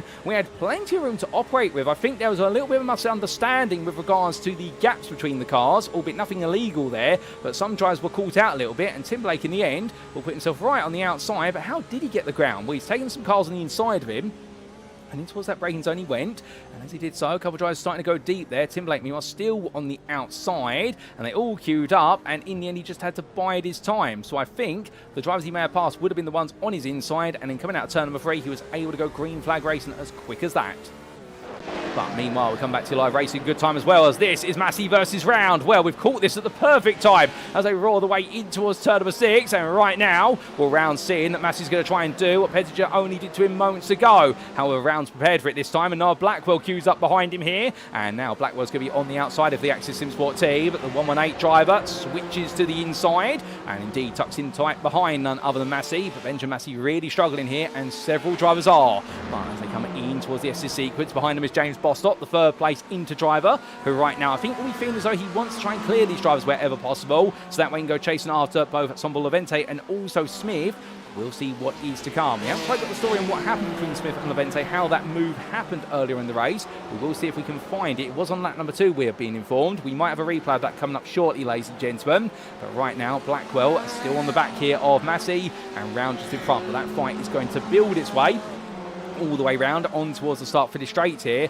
And Bostock right now, will he be thinking about a potential undercut strategy here to clear this? Because if this fight intensifies, he might be losing out even more. Now, elsewhere out of the circuit, have there been any other changes since we come back to live pictures? Not so far. And well, Smith and Levente are separated by what is none other than 2 seconds at the moment in the lead of the interclass battle. And well, in the pro class, meanwhile, it is 1.7 seconds between O'Donnell and Russell, with a further 6 seconds then to Noel Brown, who is matching the pace of leaders, but he's not quite gaining or losing. All the way onwards. Well, Blackwell right now not able to think about a move. Massey, meanwhile, same distance as Blackwell is from him to around here, so they are equidistant, these three machines, as they come down in towards the next braking zone, and I suspect we might be a little bit of a stalemate between these cars. Sylvain Delpech, meanwhile, we look back to him as the camera spins on around. He's over the back of Brian Beardsworth here. He's going to make a move on the inside driver, surely into the next braking zone. The answer is going to be yes, he's going to go for it. And Beardsworth in the end backs out entirely, lets the car roll a little bit deep there intentionally to make sure that Delpech doesn't have to worry about being too wide in towards turn number 5. But as we come from them, we come back to how Kevin Smith found his way into the lead of what was the interclass. And here's a replay of that. And this was Smith making the move. It was coming out to turn number 16 to 17, and Sombel Levente had a poor run through the stadium, and it was just a drag race down the start-finish straight. Now, as they made the way onwards, well, what else happened was it a 3 wide suddenly? Something tells me it might have been there. That might have been Massey thinking about a move. No, it was not. In fact, Smith was faster down the straight, as it was 2 by 2 in the foreground of the camera shot, making the way into that braking zone. And, well, as those drivers settled themselves down, it was Smith in the end who took the position, and he was aided a bit by Justin Noel diving up the inside there of what was his inter-rival, and in the end Sombel Levente had to go defensive versus Noel to keep Smith in his sight. So that explains it, and Smith having a straight line speed advantage there versus the BMW. Who would have thought of it, as we do return to your live pictures. So more to come, no doubt about it. And as we look back to the front runners, well, here they are. And right now it's Bortolotti, Stattmann and Luxel together as they come through the middle sector. The gap between the 3 cars still standing at what is 4 to 5 tenths from car to car here. Nobody really able to gain the upper hand or lose it. But of course, Bortolotti stepping away from the Corvette, a very comfortable pair of cars in terms of what it's able to do. The Corvette C8R in the Gazette Racing MCM camp. And he's gone to what is none other than the Ferrari. What he's got to be worried about is the fact that this car does have a very finite operating window with regards to tyre temperature. We always talk about it, we refer to it as the princess car. When it is in its ideal window, it is one of the quickest, and not the quickest over multiple laps. However, as soon as it goes out of that window, it will lose time very aggressively because the tyres will wear down at an insane rate of knots. Meanwhile, there has been a change just behind. Angel Adonis has just got ahead of Marinko Jornovsky off camera into the baseball stadium, and he's moved up into 4th place and is now 1 step ahead of Rene Rosler, who is in 6th behind. You can see him in the rear of the picture, who's bringing Olivia Dean and Tim Perry along for the ride. But here comes Jornovsky now, back on the inside here in his BMW M8. And well, that car's got a big overspeed there because of the draft, plus also the way they set that car up. You can see it as they make their way down. And in the end, Angel Adonis tucks the inside and says, what if I could do the switchback here? And in the end, Jornovsky says, try as you might, you're never outbraking me, no matter how strong the brakes are on that Corvette. So therefore, they will now switch back into the order they were previously at. Rustler, meanwhile, 1.8 seconds back, watching this and thinking, can I get involved? I might be able to, but I've got to be aware of the fact I've got 2 elite drivers behind who keep looking at me, and I get the feeling that Olivia Dean and Tim Perry, they are playing the patience game here because Rustler is lapping at the pace they want him to. As soon as he falls away from that pace, I think they might decide to try and make some progress. But seeing that, well, Dean there went in a bit wide at turn number 5. I wonder if that's by design in that Ferrari, because it did look a bit of an awkward line, and Perry got a bit closer then. He couldn't do anything with it, but he did get closer, and that's a little bit of knowledge that you might be able to pick up here as they make the way through the middle section of the lap. to Logan Timberlake, meanwhile, in a Porsche 911 RSR. It's definitely got a bit of a bruise on the front bumper. I think that's where he might be caught up in a bit of a concertina later on in the opening lap. There's a big lock up there for John Ludbrook behind. There's a lot of brake dust being kicked up into the air. And the number 20 of Timberlake right now on the back of Beardsworth. But with that front end damage, I wonder if that's just preventing him from getting the 1 to 2 miles an hour top speed he needs to find his way through. So he has to be a bit more inventive with it.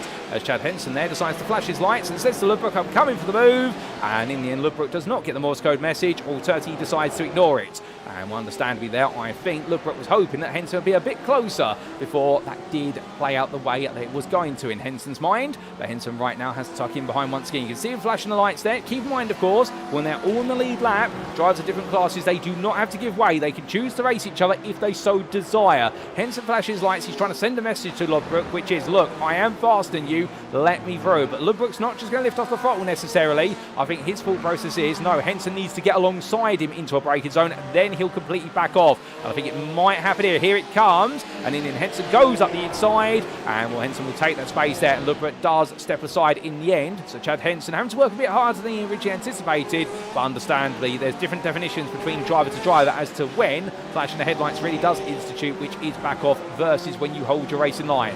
But meanwhile, Miguel Leon, he's still making his way back through the field, having started from the pit lane. And as they make the one down, well, we've got to cut away from this very shortly because we've had some drama in what is the interclass for a driver, for none other than Sobel Levente. He's been involved in a bit of a moment, and also Cedric Boyce in the pro class. They've been involved in separate moments. But meanwhile here, we see Miguel Leon under pressure of Sylvain Delpech as they both clear Noah Blackwell. Blackwell's fallen back a little bit, and the Axis SimSport driver right now, well, it's not been a happy previous lap, and this lap has started off on a bit of a negative note. However, he has been passed by 2 elite drivers, not pro drivers, so that's always one good thing for him. But as we do say hello there to Vim Fuego, who is cheering on the 2 Axis drivers, of which we're looking at one of them right now. And good evening to you, good sir. We also say hello there to none other than A. McGregor, who is cheering on the Australian drivers, particularly Russ Green, or Greenie, as he's referring to him. Well, I also say hello there to Kiri VG, who says a massive move there, and that, of course, was the battle we saw earlier on between Pettinger and also his rival. But meanwhile, Noah Blackwell runs a bit deep there, gets it back together just in the nick of time. There's more fighting going on in the stadium right now. It's Mark Hutchinson battling with Albert Parrish. Parrish trying to come back in here through turn number 16 to 17. And in the end, well, they swap stances for the moment, but Parrish is going to try and make them move soon. And Jan Lintz, the 4th place pro runner, well, he's definitely been in the fight with these elite drivers. But he's going to be looking at them thinking, come on, guys, either calm this down or I'm going to pit my way past you. And in fact, Lintz decides to go 3 wide here. Well, here we go. This is going to be brave. It's going to be bold. Lintz on the left of your picture. Parrish gets ahead of Hutchinson, who immediately backs off, and Jan Lintz clears both of them. You can tell the Gazex Racing JRM driver, he is not here to waste time. And right now in that 111, he is trying to make that progress as quickly as he can. And as he roars his way onwards here in his new Corvette for today, well, right now he definitely seems to be very settled in the car. As behind him, Albert Parrish right now is being attacked by Mark Hutchinson, who looks to the grass and looks back to the tarmac here. And the Altitude 3M Esports driver sees him beat the Corvette on the brakes. He's forward. He can, and in the end he gets the move. Lovely bit of work there from Mark Hutchinson. He does take the place back. What battling between those two, and also Jan Lintz are making the 2-for-1 pass in towards turn number 1. Indeed, all 3 of these drivers here absolutely delivering, and I couldn't have put it any better than what Kitty's Mad has said in the YouTube chat, which is some superb racing so far. But as all this racing carries on, well, meanwhile, we do look back to a couple of moments from only months ago, including what happened to Noah Blackwell. Now, this explains why Noah Blackwell has dropped down the order when we last caught him. And here's the Axis SimSport driver into turn 1. So went on the brakes. Oh, goodness me, he missed his braking zone. And in the end, he had to snap the car to left. Otherwise, he would have been collecting the rear of none other than what would have been the car there of Chris Round and Benjamin Massey. That would have been the car he collected first with Massey, and it could have been a domino effect into Round. He went to the wall. That won't help him at all, but thankfully, he was able to get it going once again. Peter Levente, meanwhile, had this happen to him on the same lap a little bit later. And this was your 2nd place into driver making his way in towards the left-hander of turn number 7. Took all the apex cover turn 8, but took a bit too much. It sent the car sideways, but he stopped it well from going all the way round. However, that slide is going to massively overheat the tyres, particularly what will be the right side tyres. That front right is going to be burning hot now, and the Hungarian driver needs to do quite a bit of work to cool it down for a couple of laps. We also had this happen to Mark Hutchinson only moments later at turn number 14. Indeed, it was on lap number 14 there. Perfect timing. And this was Hutchinson battling with the back there of a car in front of him, and he lost the rear. He avoided the barrier, however, and in the end, well, Albert Parrish was able to get back ahead of him after their brilliant battle. And, well, goodness me, Mark Hutchinson putting all that effort, and Sonny, it's all come back to haunt him as quick as that. But back to your live racing we come, and as we do, there's more to unfold here, as meanwhile, well, Bortolotti's breaking away, but Lux up the inside here, Martin Stattmann, and Callum Lux, he's doing what he does best. We saw it, of course, at VIR. There was a point where suddenly a switch got flipped inside the car of what was Callum Lux, or inside his mind, and he suddenly went on the full attack here as we're getting closer towards the halfway point. He's just cleared Stattmann into the stadium, but now we'll see where Bortolotti's got a response here at VIR. Both of the big Corvettes, Bortolotti's response was, well, just up the pace by about 5%, and I'll be able to steer clear. This time, of course, Bortolotti now in a Ferrari that may not have as much width with regards to the operating window compared to Lux's Corvette. Will we see a bit of a difference in the story? As we can see, Stattmann immediately trying to come back here in his BMW. Looks the inside, but Lux covers him off. Now trying to go around the outside there. Doesn't quite make it work. Looking for the switch back in turn. As they come through turns 1, 2 and 3. Well, Callum Lux right now finding out the hard way that Stattmann in the end, well, whilst he may have been able to get ahead, Stattmann is not easy to shake off as they get ready now to head down to the braking zone for turn number 4. And, well, nobody coming into the pits at the moment. Everybody staying out. These fuel tanks may go quite some distance given the value of the slipstream around this circuit. But we'll see what's to come there indeed. Fuel zone has been one of the big factors over the course of the season. And being able to get that fuel tank to go long is just as powerful as the undercut strategy. But Lux right now holding firm as we look back from the rear of the number 222. And Stattmann right in the rear of him, but the Jens Brothers competition driver right now doing everything right, and will Bortolotti now open that gap to 1.2 seconds, but I think that's been aided by the battle here for second place as well as his own pace. But understandably coming through the sequence of the S-bends, and Bortolotti's had a poor run. In fact, he's lost out quite considerably there through the S's. He's been offline. Is this going to be a change of lead? Here comes Lux looking to the outside, and Bortolotti goes defensive here. The first time we've seen him vulnerable all season, and will Lux right now, he smells blood in the water, looks inside of the stadium. Bortolotti covers it off. He now looks around the outside. Here goes Stattmann's contact. It turns Lux round, and in a complete twist of turns of events, in the end, Lux completely turned around, and well, he's going to be absolutely fuming at that, and he will not be pleased at all. And will understandably, the red mist will descend very quickly, and as he makes his way around through the final corners, he's coming into the pits. And well, as much as Stattmann wanted to get on the inside, they saw the door was open. I suspect right now he's going to be feeling to himself that might have been a bit of a clumsy mistake there. And Lux right now, well, not happy at all as he makes it down the way the pit lane, hits the barrier there, and the suspension drops on the front left. And for Callum Lux right now, I think there's going to be a few swear words in the pit lane afterwards, but I can't blame him for that. So as Lux retires from this race effective for the time being, unless there's repair work to the car, he does have that fast repair available, but right now that car's definitely going to take a bit of work to do. And well, we'll see what's happened to him as meanwhile Tim Perry and Russ Green get toe to toe now. And as these two drivers make the way from right into left, well, we can see there for turns 1, 2 and 3. Right now, Perry carried on and Russ Green right behind. But onwards they'll go towards the next braking zone. And, well, we can see for these drivers, it is going to be now building battles. Christian Ablasser tries to break away, and it's the battle of the BMWs. They've got Joris Petersbeam a little bit further back. You can see him there in the rear of the picture. But as they come through, what else is happening further on down? Benjamin Massey still trying to find his way past Chris Round. And at the moment, it's not quite coming forward, or is it? Round on the inside once again. We know that Porsche is so quick in the top end speed, but Massey here doing everything he can to find the space. Well, he's probably thinking to himself as well, why is it Matthias was able to clear Round so easily, yet when I tried to do it, Round's even bigger in terms of how wide that car is. And well, that's just the way it's worked out here as we ride aboard with the Corvette driver, and as he makes his way on down the Inox Motorsport machinery, looking to go on the attack. And, well, is he going to be able to look up the inside here? It's turns 4, 5 or 6. The answer is no. We're going through the left, right, and then the next right-hander. You see Massey there a lot more comfortable his approach to those apexes.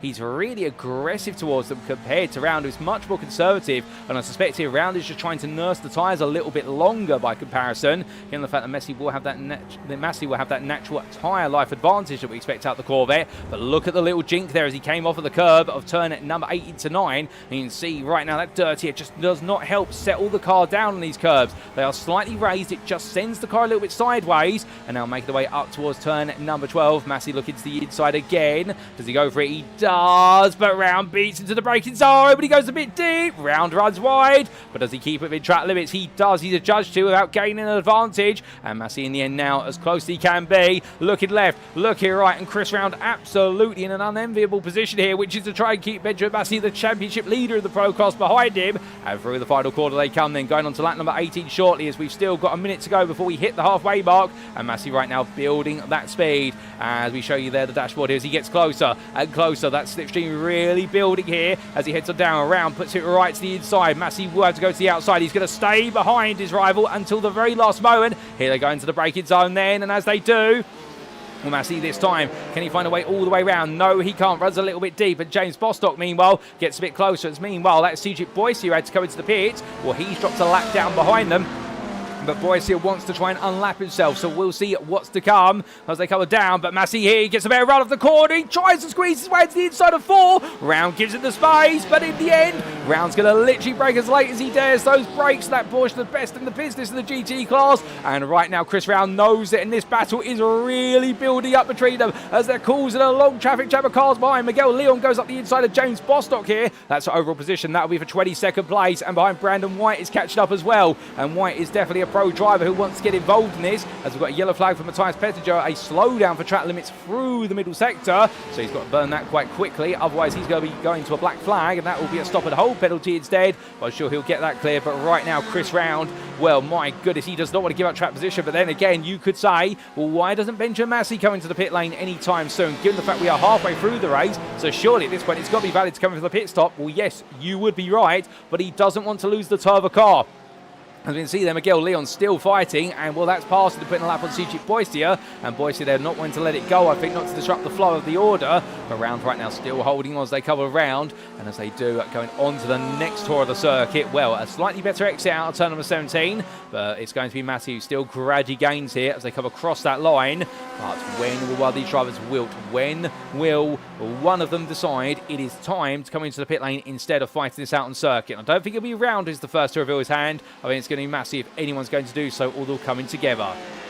As they come towards the end of the run down towards turn 1, we look a bit further back, so we've got some fighting going on for ninth place in the interclass. Let's not forget, there's battles everywhere we look today. Logan Timberlake has come into the pit lane as well, so we are starting to get our pit stops. So we'll bring up the pit stop graphic on the time tower there, and of course keep in mind that some drivers do already have a pit stop registered to them, and that is Chad Henson, also Miguel Leon, and also I do believe none other than Ryan Walker, because they started from the pit lane. But Susky right now side by side with Fellows. Fellows on the right of your picture. Fellows trying to out-drag the Ford GTE. But Suskin in on that inside line. He may be able to make this work for 9th or 8th place. And in the end, it's not going to quite be complete there as they go too wide through turns 1, 2 and 3. Fellows runs out nice and wide there. And Susky taking a very tight and conservative line out of safety there. Not to make contact. Will fall back into 9th. Now here comes Craig Tillotson, who's looking to try and make his way around the outside of Susky in his BMW M8, but he's not got enough leverage here. And Susky looks up the inside. That's more to cover off Tillotson than to put pressure on Fellows, but it serves both purposes at the end of the day. And through turns 4, 5 and 6 they come. No change at the moment. Susky looks up the inside, tighter entry line, but it's going to compromise his exit there. And Fellows knows that it's all a feint to try and get him to outbrake himself into the corner or open up the steering lock. But as these drivers calm it down a little bit, but a good little fight going on between them, and Tillotson tries to get a bit close here for the SS sequence, but that's going to be challenging versus that Ford GTE. As you can see, Tillotson there offline, the dirty edge, just forcing the car to understeer, and once you lose the line once, you lose it through all the remaining quarters. Well, meanwhile, we take a look back at what happened between Callum Lux and none other and then what was the machine of our second place run at the moment of Martin Stattmann, and here is the replay, ladies and gentlemen, to explain.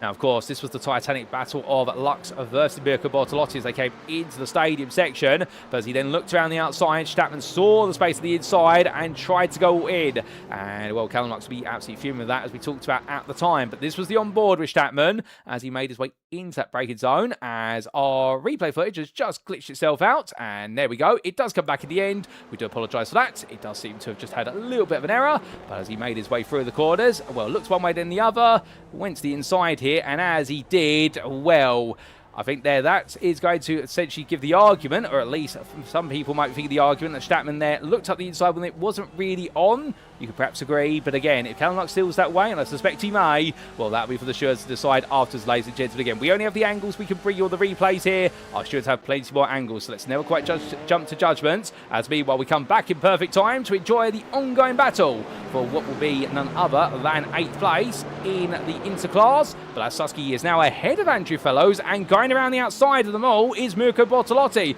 who is trying to make sure that he does not stay in that group for too much longer, and he wants to try and make sure he can put some daylight between himself and the rest of the elites if he can. There we do see car behind. That is none other than Martin Stattmann now, who falls behind it. He is 2 seconds adrift from Bortolotti, and the Gazix Racing MTM drivers picked the worst time to catch up to all the Intercars in front of him. And well, the Austrian driver here now has to just exhibit patience, and if he can, well, he might just be able to pick them off gradually, but he's not happy about this. And of course, keep in mind the blue flags, they're not Formula 1 blue flags. The driver who's been shown the blue flag doesn't have to just get out the way, they are to drive predictably, and it is the responsibility of the lead lap driver to make a safe pass on them, which is facilitated by the lap down driver. So therefore, the blue flag driver cannot block, but they are allowed to take their racing line if desired, if they don't feel comfortable coming off racing line, and it really does come down to the lead machine. But coming on through, well, right now some questions being asked with regards to Callum Lux. Can he fuel to the end of the race? And well, something tells me, and I think I'm inclined to agree there with Real Botterjob, in the fact that he would be able to, but it does seem as though Lux is out of this race, unfortunately. He made his way back into the pit lane with a black flag for speeding in the pit lane, and well, so unfortunately for him, his race has all come to naught, and understandably, I think there's going to be a lot of frustration. He's going to need some time to settle down after that one, and what I can't blame him for how he feels. The first chance he really gets to take on Bortolotti, and unfortunately it's taken out of his hands as quickly as he gets the chance to do so. But still, what's happened has happened, and Martin Stattmann right now won't be thinking about that anymore. All he's thinking about is trying to chase down Bortolotti for the runner-up spot and trying to make it a Gazix Racing 1-2. That's the mission. And, well, saying to, well, it's Chris Susky there. Look, I'm coming on through. And Susky there, well, goes a bit deep at turn number 4. And I think Susky right now just a little bit what is hesitant there. Understanding is he flashes headlights as well. And I think he's saying to me, yes, I know. You don't need to keep flashing me there, as they make their way up towards turn number 7. So a little bit of Morse code between drivers. It never goes astray, to be fair. But going from there, hijinks, let's make our way back to Matthias Pettinger, who's on the back there of teammate Mikhail Avasek. However, these two drivers, well, it's been a bit of a change between them, and I do believe Pettinger has been into the pit lane of Canberra, so therefore that's why he's fallen behind, albeit I believe we won't see a pit stop registered against him there on the timing tower, but I do believe he has definitely been in the pit lane, so Pettinger right now has fallen down the order. He's going to be looking to come back up in short order when he can. But he tries to work with his teammate here. It's an ideal situation because he can work with the driver in front of him just to gain some straight line speed, and then eventually they'll swap the places around. We look back to Benjamin Massey, the third member of Inox Motorsport, who is still trying to find his way past Chris Round. Looks up the inside this time. There's contact between the two of them. And well, in the end, Massey gets on through, but that's definitely going to be one with question marks on it. Now, many will be wondering, did Chris Round slightly defect to the left as he made his way to the braking zone? Or was it Massey defected to the right? Or were they both straight there? We'll get an on-board replay when we can with them. But meanwhile, what Round now has is James Bostock making his way ahead. And Bostock, the second place runner in the Interclass, with Kevin Smith having pitted, it should be pointed out. Well, Bostock right now third in the strategic stakes of the Inters, and around back up the inside of him immediately here, and Bostock right now immediately steps aside. There's a lot of risk for Bostock if he was to continue to fight this. Brandon White now will find Bostock off racing line, and you can see there's Sylvain Delpech also trying to make it free away for a brief moment. Bostock immediately lifts off the throttle. He wants no part in this, and well, good on Bostock for being aware of it, because understandably, Delpech right now, the elite driver, just trying to come through, and then you've got pro drivers right now who are all fighting each other in this mid-pack, and therefore Bostock wants no role to play, because otherwise he will fall backwards even further, and only 2.5 seconds behind him is Kevin Smith. The man has already pitted. Smith with a quick splash and dash of fuel, and well, Smith is carried on now and looking to try and make it 2 from 2 here today, but will there be any turns in the tail? Because right now it's all looking as though it's all coming up green for the Verado Academy driver. It is 94 with Sombol Levente still out there yet to pit. He is your inter leader, I should say, although he would be doing well in the pro class, to be fair, if he was in the pro class state. I'm not saying he should be promoted, but our inter leaders definitely doing a great job of showing their pro peers up. And as Inter Levente makes his way on through the corner, well, right now, understandably, he will know there's the looming cloud of a pit stop over his head, and well, he's just got to figure out what he can do and hope that some magic happens here, because he will be approximately 5 seconds behind Kevin Smith after the pit stop if our mental mathematics and predictions are correct. But from here, we then make our way a little bit further up the order once again. We come to Christian Ablasser, who, the Gazix Racing MTM driver, has rust green all over the back of him still. They're still to pit. These drivers are refusing to come on in. Indeed, a lot of drivers right now all opted to stay out there for as long as humanly possible, and the understanding, I think, between all these drivers is that there's no need to pit until the very last moment. Nobody wants to come on in and reveal their hand, and nobody wants to lose the draft to the drivers around them or get caught up in traffic. as they make the way towards turn 1. There'll be no change between them. There is a change meanwhile between Inox Motorsport teammates there, or is there? As in fact, Mikael Abasek took a very tight line through the corner, and Matthias Pettinger meanwhile got very close. Now, as they make the way down, well, I suspect there is going to be a degree of team orders here, because otherwise they're fighting, and Pettinger, if he has done a pit stop, which we suspect he has, he's just losing time. The only other thing will be right now, they want Pettinger essentially to push Abasek along to help his race out, and Pettinger perhaps feels secure in the fact that he's got a top 5 here today, and he's not going to be going much further forward. In fact, I need to correct myself there. I now know why. We have got information to say that Pettinger has been in the pit lane. Remember, he took a drive-through penalty. He does have that penalty, so he is yet to pit. In fact, so they are actually fighting for position. I do apologise for the miscommunication there, but it was a bit of a perplexing one, and well, that does explain there why the fact we have no pit stop against Pettinger, because he hasn't pitted. All he's done is his drive-through penalty. We're coming down through turns 4, 5 and 6 right now. Well, the two Inox Motorsport teammates definitely making this look as much a fight as it is teamwork, and well, teamwork makes the dream work, they say, but a little bit of a friendly scrap never goes away either way. From them, we come up towards your second place pro driver here of René Russler. He is still within 2 seconds of Angel Ordonez right now. The lead of the pro class is definitely not all settled, with 20 minutes left of the clock here, and everyone's still carrying on. Now, we do know that there was a fault in the iRacing officials earlier this week, because they are, of course, here as well at Mexico. We are following the iRacing official calendar for the entire season, so our drivers have plenty of time to be able to practice. We see Ordonez there diving up the inside and putting a lap on Andrew Fellows. There was a fault process in the officials for the 45-minute race here, so that you could no-stop it. That might be a fault here. How far can our drivers go? I don't think anybody is going to be able to no-stop, given the fact they are running 80% fuel tanks for a 60-minute race, but never say never, to be fair. It might be a possibility. As Matthias Pettinger and Mikael Abasek meanwhile continue the wound down, and this is going to be a huge amount of fuel saving here for the 127 Corvette driver, and well, this will be very helpful to him. So I think they have established their order, and we'll get it ready for that braking zone here. 1/10 is the gap, and he'll back off the throttle entirely and make sure he doesn't make any potential contact. Up backwards we go, down to Chad Henson here as he comes out the final corner behind Brandon White, still fighting over overall position. As we have got a yellow flag, just been awarded to Chris Susky for track limits. That's going through turn number 9. He's picked that up, so Susky will have to burn down some slowdowns. And well, meanwhile, Henson and White still together here, heading on down. But as they get ready to make their way into the braking zone, well, here comes a look up the inside for Chad Henson. And Brandon White, meanwhile, gives him the space to work with just enough. And that is definitely just enough there. Any less than that, and I think they would have been making contact. Back to Brian Walker, meanwhile. He's got Brian Beardsworth right in front of him. So Walker all over the back.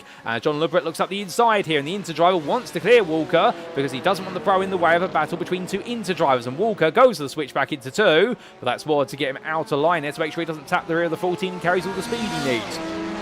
So then coming down onto the next stretch, well, here comes Walker getting closer and closer for altitude 3M. But is he going to be looking for a move? The answer is no. He's just going to simply hold his line, is Walker, and just simply watch and observe instead. With a change of position up the road, Mark Hutchinson has found his way past Albert Prisch as he makes his way down the start for this straight. And I believe Prisch ran wide at the stadium. Now, as they make the way down, Hutchinson here on the inside line. I think that's to try and get rid of the distant toe there for Prisch. But how exactly did they change the places in the first place?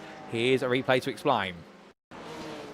So this was coming in towards the stadium section, and Prisch went a bit wide there at turn number 12. So Hutchinson looks to the inside. In the end, backed out of it. And Prisch there was snap understeer coming through 13. And in the end, had to take to the runoff area. And that's why he picked up a slowdown. So Mark Hutchinson in put the pressure on. And the Enosis Esports driver falling victim to the pressure just like that. And that fills in the picture. But as we come back, well, we've still got a few more pit stops to come, and with all the drivers still trying to stay out there as long as they can. Well, Ryan Walker has had a bit of a slow moment only months ago. I'm not sure we'll get a replay of that. He has fallen behind Bruno Key, down to 30th place off camera. And, well, in terms of pit stops, Craig Tillerson's come into the pits. It was a quick splash and dash of fuel that Tillerson's put in the car. Only a 5-second stop. So fuel saving actually might be the key here. I wonder if a lot of drivers are seeing how far they can go on the tank. As, oh, hold up a second. What on earth's happened there to Chris Round? Round's gone to the grass. He gets it going once again. James Bostock, I think, was caught up in some sort of description there. And, well, Brandon White and James Bostock have swapped places. Kevin Smith now is on the back of Bostock. There they are in the foreground of the camera shot, which we now focus on. But Smith here for Renault Academy on a mission to try and cover through. And, well, James Bostock here keeping it together, albeit Will Smith knows he's got to fight his way past at this point, unless Bostock's got a pit stop still to come. But we'll find out when we do, because they'll only reveal it when they defect to the pit lane here, and well, we can't fast forward through that. But as Smith makes his way into the S's sequence, you can see having to back off initially just to give himself the breathing room versus the Corvette in front. And now in the latter half of the S's, this is where he'll try to close up. The Porsche's got the better rotation, but as they come up towards turn number 12, Bostock goes defensive to the inside here. Does he let it go, or does he defend it? The answer is he defends it here. This could be a sign of what Bostock's planning, to be fair, as they're going to touch door panels and in towards turn number 12. I think there's a no-stop strategy going on for a lot of drivers, ladies and gentlemen, because Bostock fighting this right now when he hasn't pitted and Smith has. That would only mean one thing. He thinks he can go to the end of the fuel tank, and I think that's why we're seeing nobody come into the pit. Those who have one stopped, they've got the hard work to do at this point. Perhaps the officials were the sign. The fact they can do it around here with the fact they're not using as much fuel at Mexico compared to other circuits, given the altitude difference. But as they make their way down the start finish straight, Smith right now in the draft. Surely this has got to invite him to have what is an open door opportunity, but we will see as they come down towards turn number 1. And well, Smith there looking to the inside. I think he's going to go all in. Bostock in the end right now holding the outside, but remember, it's going to be outside of Bostock to the inside of turn 2. Smith now inside to outside, but he gets it just about, and in the end Bostock can't quite force it to be too wide to turn number 2, and Kevin Smith, it's a critical move, and now he's got to find a lot of time to close down the next man in that running order. He's up to second place in the class, and well, his next target is Pinto Sombolavente, who is 25 seconds up the road. And Smith has a lock-up. He has a big lock-up there into turn number 4. He gets it stopped, however, but that's going to hurt the front right tyre. And for Smith, he's used so much to make this happen right now. And understandably, I think he might have just simply pushed the tyres a bit too far for a brief moment, but he can get them back. But as all these drivers make the way on through, well, the questions being asked there, we can see some good, insightful questions being asked. We will fill you in on those when we can, ladies and gentlemen. And in fact, as our racing does calm down for a little bit, just before we answer your questions, we've got a question of our own. What exactly happened to Chris Round? And the answer is, here's the replay. Now, this was Round at the time battling with none other than what was Brandon White. 2 wide they went into turn 1. Round went for the switchback there, and then White was on the inside. Small tap between the two of them, and Bostock had a lock up there, avoiding what was the car of none other than Brandon White, who stopped intentionally to make sure he didn't add to the incident, and Bostock made sure he didn't become the third party in it. So that explains the entire story there, and well, might have been a little bit of netcode between them, but either way, well, unfortunately, Chris Round coming off the worst of the two.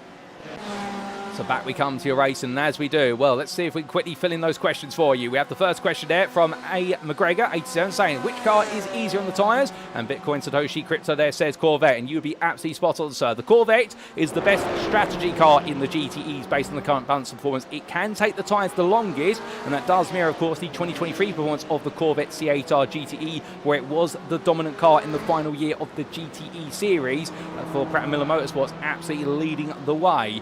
Well, with regards to other cars that are strong in their tyres, the Porsche 911 RSR is also very good on its tyres, particularly at circuits have a lot of low-speed corners. For example, Daytona, there the Porsche is an absolute master of the circuit, because low-speed apexes is where it is able to deliver the best traction compared to the Corvette. But those two are the best. The most challenging car in its tyres is the Ferrari, whereby it can do very well in its tyres, but it has a very finite temperature window in which it operates, and it is that temperature window which, as soon as you go out of it, the tyre degradation is very rapid. The BMW, meanwhile, and also the Ford GTE, they're somewhere in the middle. The Ford GTE slightly better than the BMW. The BMW's problem is its brakes. They are very heavy on their brakes, the BMWs, and they have the longest braking distance of any of the GTEs, whereas the Porsche has the shortest by comparison. And, well, second to the Porsche is none other than, we do believe, the Ferrari, with the Ford close behind, and then the Corvette also in the mix there in the middle ground. So hopefully that answers that question for you. And in terms of True Force HD, who we say hello to for the first time today, asking the question, what's the difference between GTE and GT3? There is quite a bit of historical difference, but the short summary is thus. In these GTE machines, there's a lot less aero on them. The aero packages on these cars are much more heavily regulated compared to the modern day GT3 machines. Also on top of that, electronics wise, they do have only what is traction control. They have no ABS on these cars, so that's where you're seeing lockups under braking.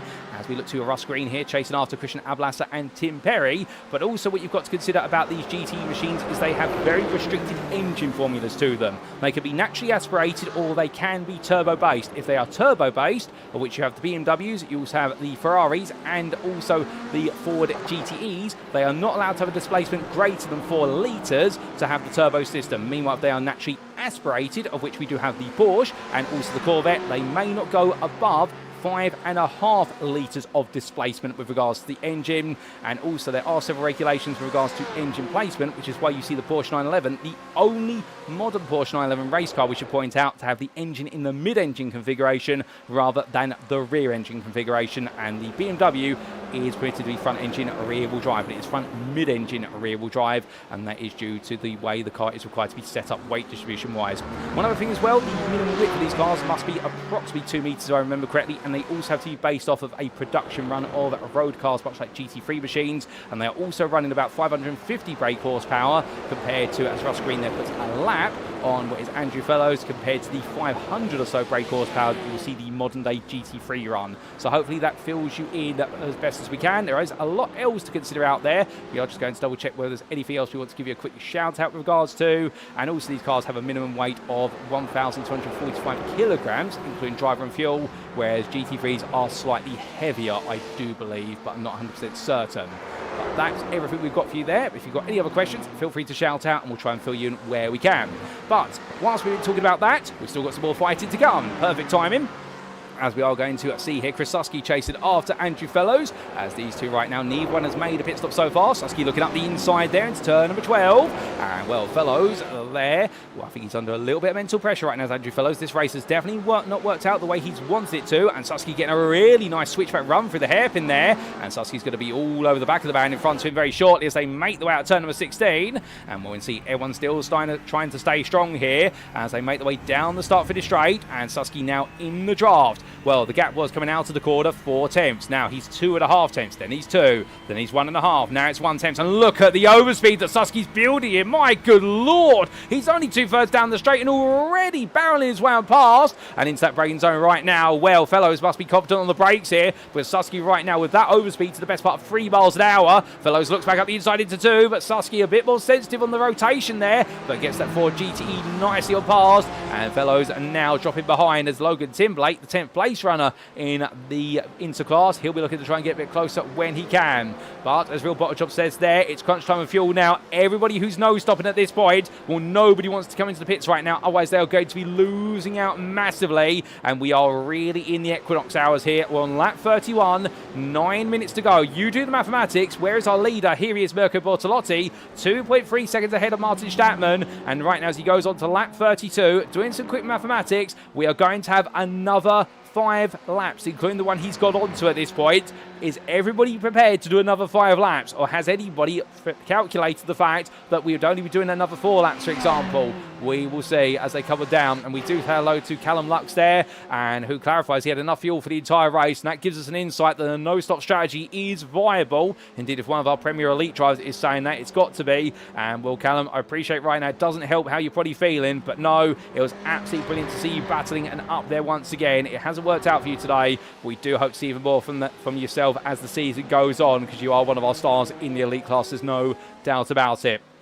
But as Mirko Bortolotti right now has Martin Stattmann still 2.5 seconds behind. We look there to what is a big negotiation train of cars, and well, all coming through the SS sequence, and it is going to be from what will be Olivia Dean and also Renee Rossler. And going on down here as we say hello to the time consumer there. Well, we've got battles looking left, right and centre as Bruno Key gives space there to Ryan Walker, although he'd like to be a bit closer to Brian Beardsworth in front of him in the hunt for 5th place.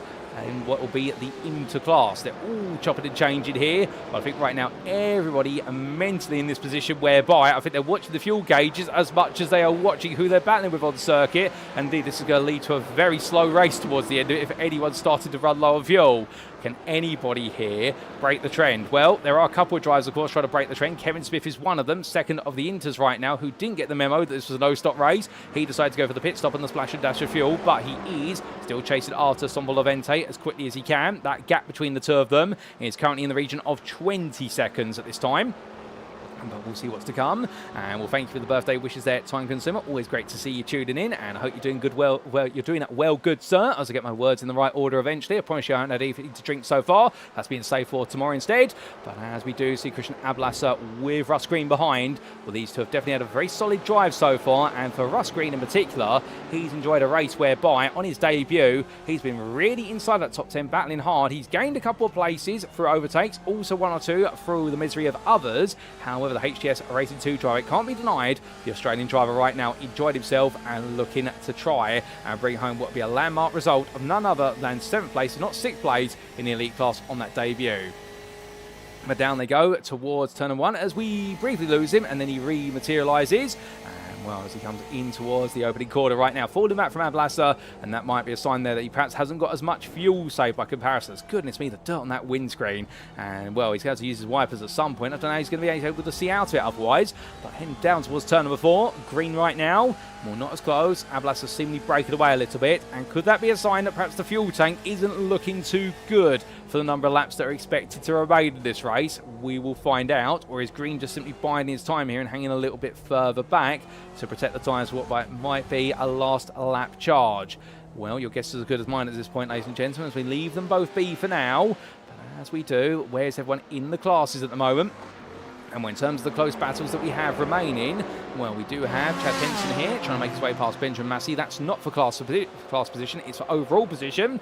But Henson up the inside there as Massey, the pro driver, lets him go. And meanwhile, Sylvain Delpech dives up the inside there. And the Cube Racing Team driver, who we briefly lose, and then he rematerialises. Well, thankfully, we don't lose him for too long. Well, he's trying to chase down what would be that 13th place in the elite class and some points to go with it.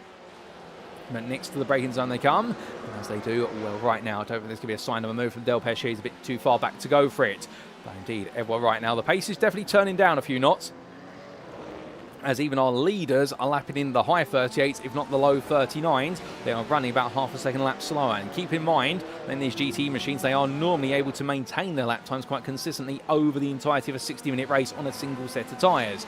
Matthias Pettinger, he's still working with Mikael Abasek, and well, they have swapped the places around here, but I think this might be just to help each other out with fuel saving, which is what teammates could do. And well, I wonder if they'll fight towards the end or whether they'll reverse the places back once again.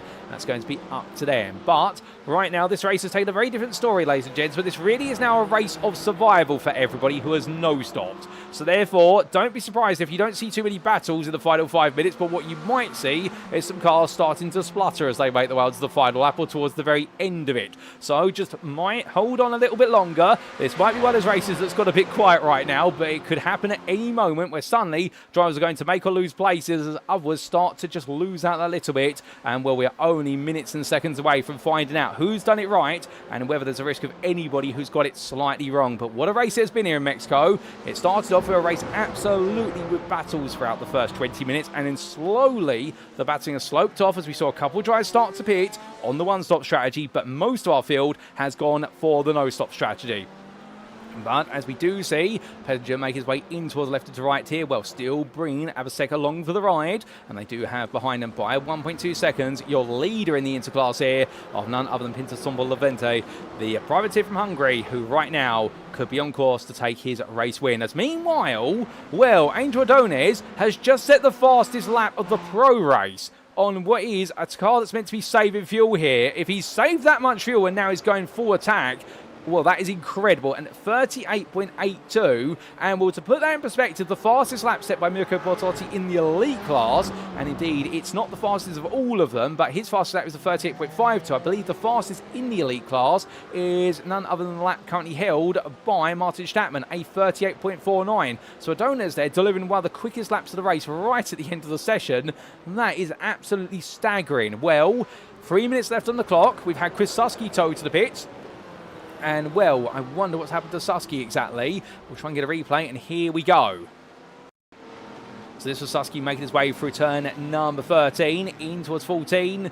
What's gone wrong here? Coming in towards the final corner, turned on in. Oh no, the car dropping off the curb. It's gone around. And Vasarski literally by the pit lane. And in the end, we're stuck there. Everyone coming on through. I don't think he could get it turned and opted to tow to the pits there, knowing that if he tried to get it turned around, he was only going to cause a problem. So therefore, he took the safest approach there, and fair play to Susky for doing so. Indeed, many drivers, I think, would have tried to get it turned around at the risk there of impacting other drivers' races. But back to your live pictures we come. 2 minutes left on the clock. Our leader has gone on to the penultimate lap. Bortolotti now onto lap number 36. We are expecting this to be a 37-lap race at this point. And well, it's getting a bit crowded here, as we can see. René Rosler, your 5th place man overall. He's over the back there of none other John Ludbrook, who's trying to put a lap on. And he also wants to try and stay ahead of Olivia Dean just behind.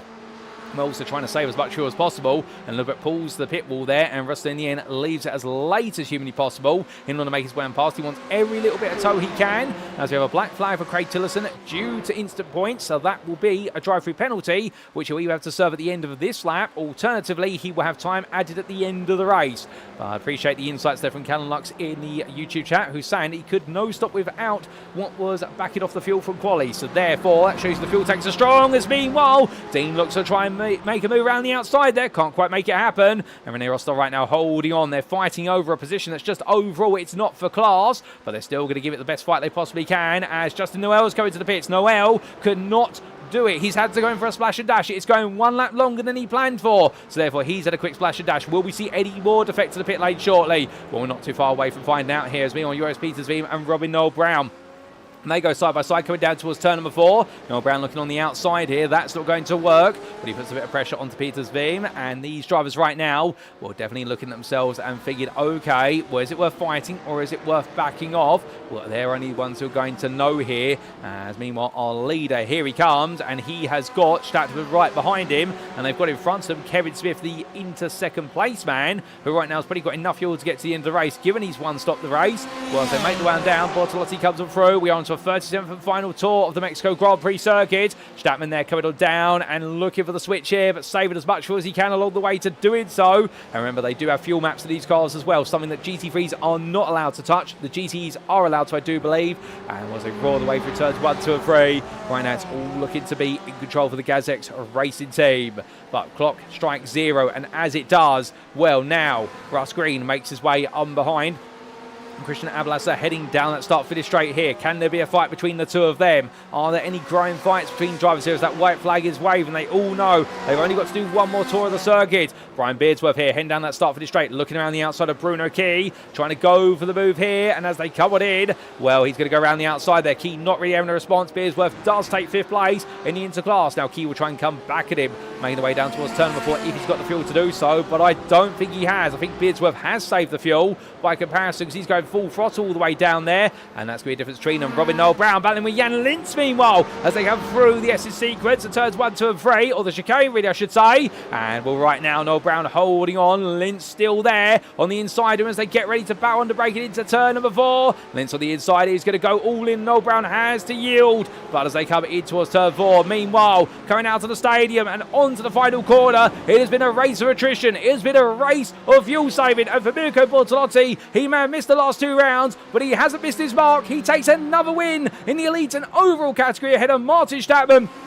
who makes it a Gazex Racing 1-2, and it will be a 20-second gap before we come to your 3rd place finish here. He's got Angel Adonis looking all around him on the final couple of quarters. It's going to be a drag race to the line here, and can Adonis move ahead? John Oski right now getting the power down that BMW. He does take 3rd, and Angel Adonis takes the pro win, making it back-to-back pro class wins today. But René Rostal kept him honest every step of the way. Runner up there in the pro class of the Gazex Racing JRM BMW driver, and it will be Olivia Dean coming home in 6th place. Header Tim Perry just about by 8 tenths. Christian Ablasa comes across the line there in 8th ahead of Russ Green, who on his debut delivers a spectacular 7th place in the elite class. 9th overall ahead of Joris Petersveem, who completes your top 10. Jan Lintz, meanwhile, does find his way past Robin Noel Brown. We will take a look back at that again shortly, ladies and gentlemen, to take the final spot on the pro podium. Well done to him for Gazex Racing JRM. And then it will be some time before this man comes on through to complete his race, and with it return to the top of the interclass, at least in terms of finishing position, but also in the championship with this result. It is none other than Pinto Sombol Levente, because as we've had Hutchinson, Prish, Pettinger and Leon coming through, well, meanwhile this man comes on through to take the Inter win, and what a drive on the no stop in the end, out strategizing his rival Kevin Smith, who finishes a lap down in 2nd in the interclass, and James Bostock meanwhile makes it another Inter podium with 3rd place once again, only 5 seconds adrift of Kevin Smith right at the end. And here's Smith on his cool down right now of a car that's definitely running very low on fuel. But as we've got our last couple of drivers making their way to the finish line, I'm pleased to tell you that it has been a finish for what has been Benjamin Massey, and taking home 7th place of the pro class, just behind his teammate Mikael Eversek, who was 6th, and Matthias Pettinger, who was 5th in the pro class. Massey takes 22nd in a day that just hasn't been his today, but as all the drivers cool them down, well, it's definitely been a race here where all the fighting at the start definitely was contrasted by all the strategy from the midpoint all the way to the end, but the no-stop was viable here in Mexico, and those have pulled it off and made the magic happen. But as the GazX Racing team there, they've still got enough fuel to form up for the formation photo, to be fair to them, and Mirko Bortolotti being flanked there by Martin Stattmann and also Marinko Jornowski. It is a 1, 2, 3 for the team in the elite class, but again, a special mention goes to Callum Lux, who was trying to spoil the party, but in the end, unfortunately, for the Jens Brothers competition driver, the party was spoiled at this very section of the circuit with that contact with Martin Stattmann. But as they all cool them down and celebrate, well, ladies and gentlemen, let's take a look at those race results subject to Eddie Stewart's inquiries, and here they are. So as we can see, Mirko Bortolotti then your overall winner for round number 5 of the SimRacing International GTE Championship Season 1, brought to you on iRacing from the Autódromo Hermanos Rodríguez. He took the win ahead of his teammate for GazX Racing MCM Martin Stattmann, half a second the delta between the two of them, and then it was a further 20 seconds to Marinko Jornowski, who completed the top 3 and made it 1, 2, 3 for GazX Racing teams.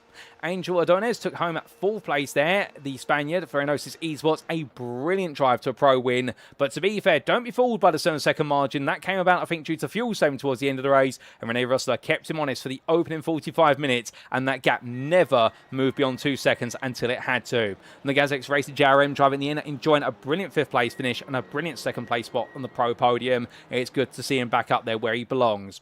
Olivia Dean took 6th place in the end for Cube Racing team, just ahead of Tim Perry, with Perry staying with him every step of the way. And then from the Altitude 3M Esports drive, it was Christian Ablasser who finished in 8th.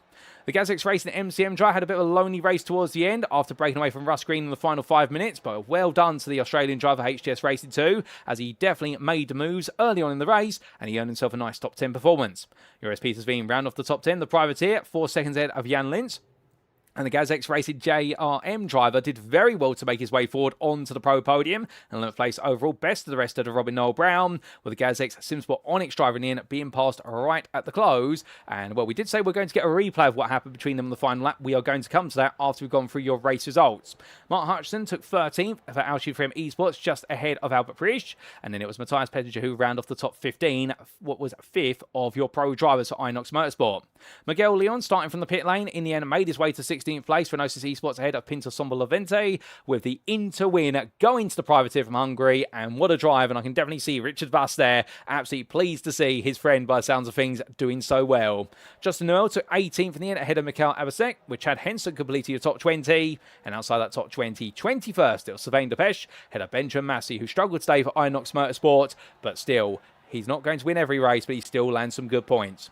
It was a lap down to Kevin Smith, 2nd of the Inter runners, the first driver fished a lap down for Verano Academy. He was on the one-stop strategy today, and in the end found out it didn't work, but he made sure to pass James Bostock early on in his second stint, and Bostock had to settle for 3rd in the Inter class. Another podium for the GPEX SimSport Onyx driver in a season that's definitely trending upwards.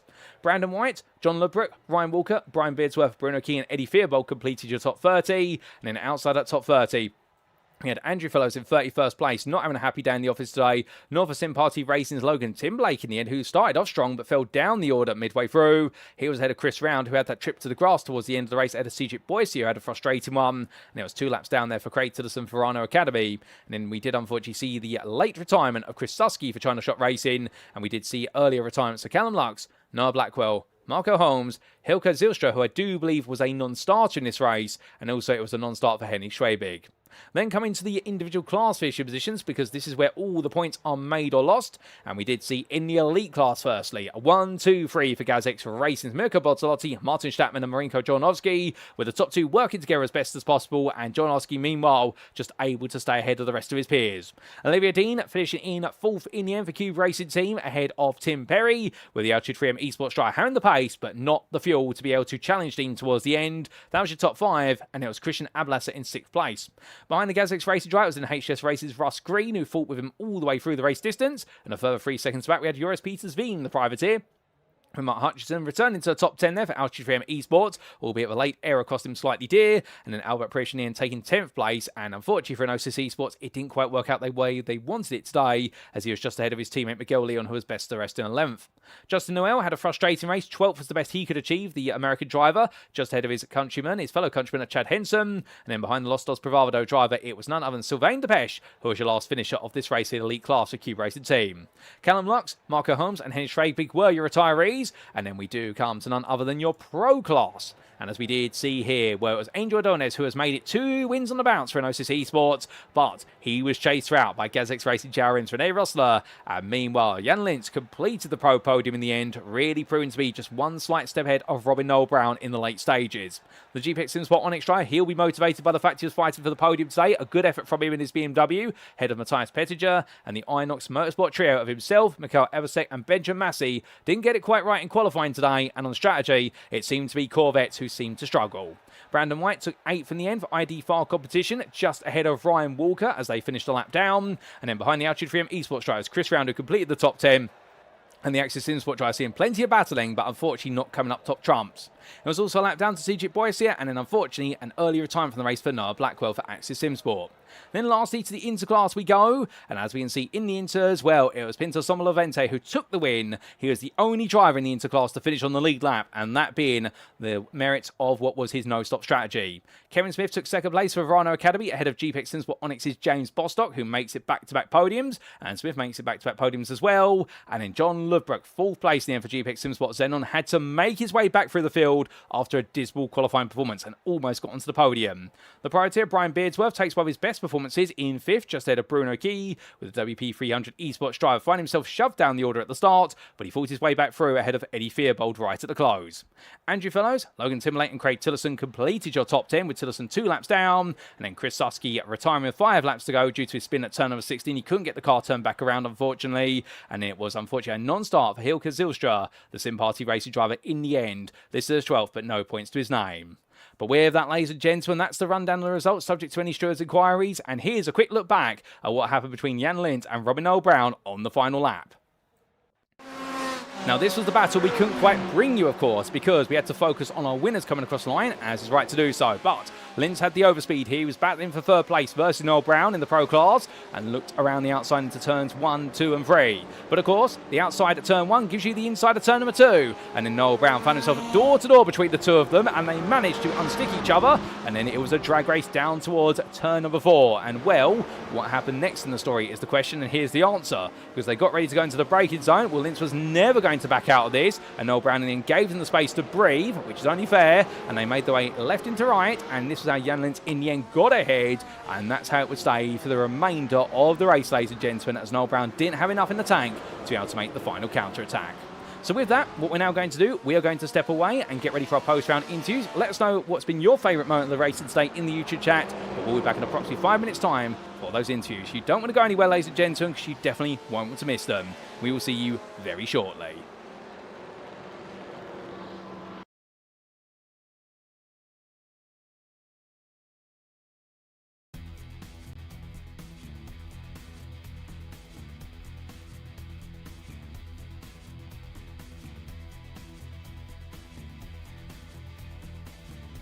And it's lights out and away we go for our season opener as Stattmann gets a good start, but look alongside him and you'll see there Milton Tomlinson Dennis immediately go on the attack into the braking zone. 1 drive into the grass already, that's Mikey Story, but 3 wide they come into the opening corner. That's a bold move there. William Humphrey makes the place as they make the way through in towards turn number 2. I think the Altitude Freedom Esports driver here might just be fancying his chances once again as they come into the braking zone now for turn number 1, and as they make the way from right into left, well, Hayden Miller here side by side with him. They'll go all the way through to turn number 3, and Saunders does take the place there. That's for overall position, not for pro position. Saunders is the pro leader, but he goes a bit deep there in 3 to the inside of 4 then, and Miller right now enjoying this. Saunders enjoying it. A little bit of rub and contact between the two of them, but nothing wrong with a bit of bump and grind between the two Fords, for the Ford and the Corvette, 2 Americans I should say. And with those 2 Evo drivers in front of them, they're just, you know, they're realistically in a completely different race.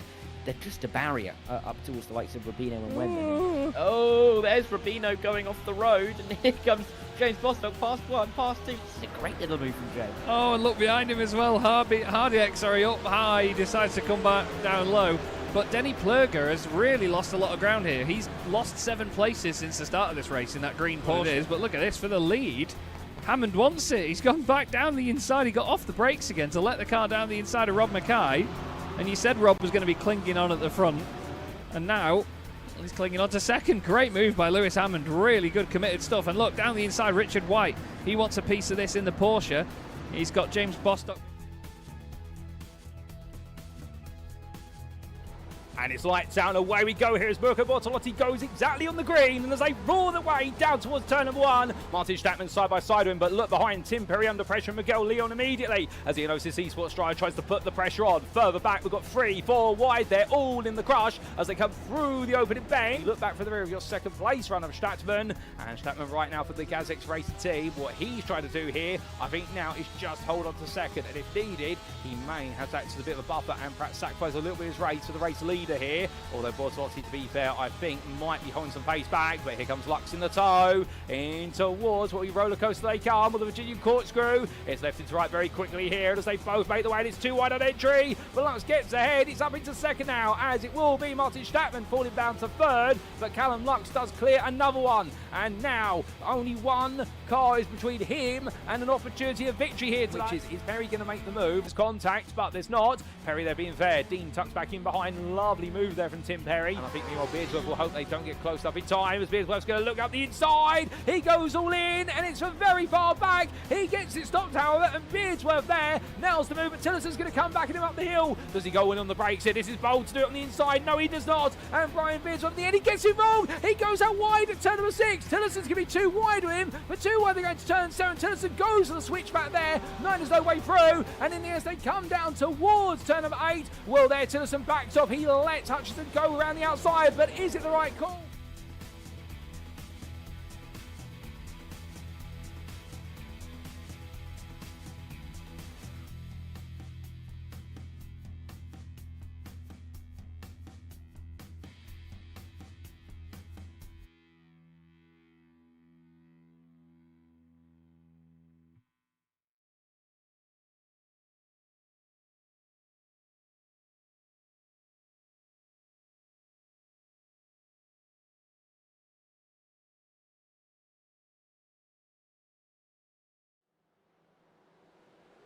Alrighty, ladies and gentlemen, without further ado, it is time to kick off our post-round interviews. And we do apologise there if the stream did briefly drop out. Seems to be a slight technical hiccup at some point in the connection to us on YouTube. But we've got our stream back, and very good time as well to do so, because here we go then to have a chat with the man who took the Inter-win today, because joining me now is none other than Pinter Levente. Good evening to you, Pinter, and what a race from yourself. In the end, it was pole position and then the win. You must be absolutely pleased.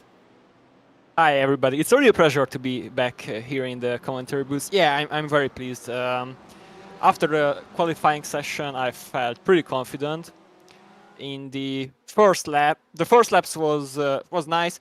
I had a little bit of an issue because my pedal settings in car, like which you can adjust in the car's menu, I had it set up to maximum fuel save. Like basically, I didn't have enough push out of the corners, and that's why I kept losing so many positions in the end. But on the other hand, yeah, I was pretty confident from the beginning that I would be able to do a no stop, and it turned out great for me.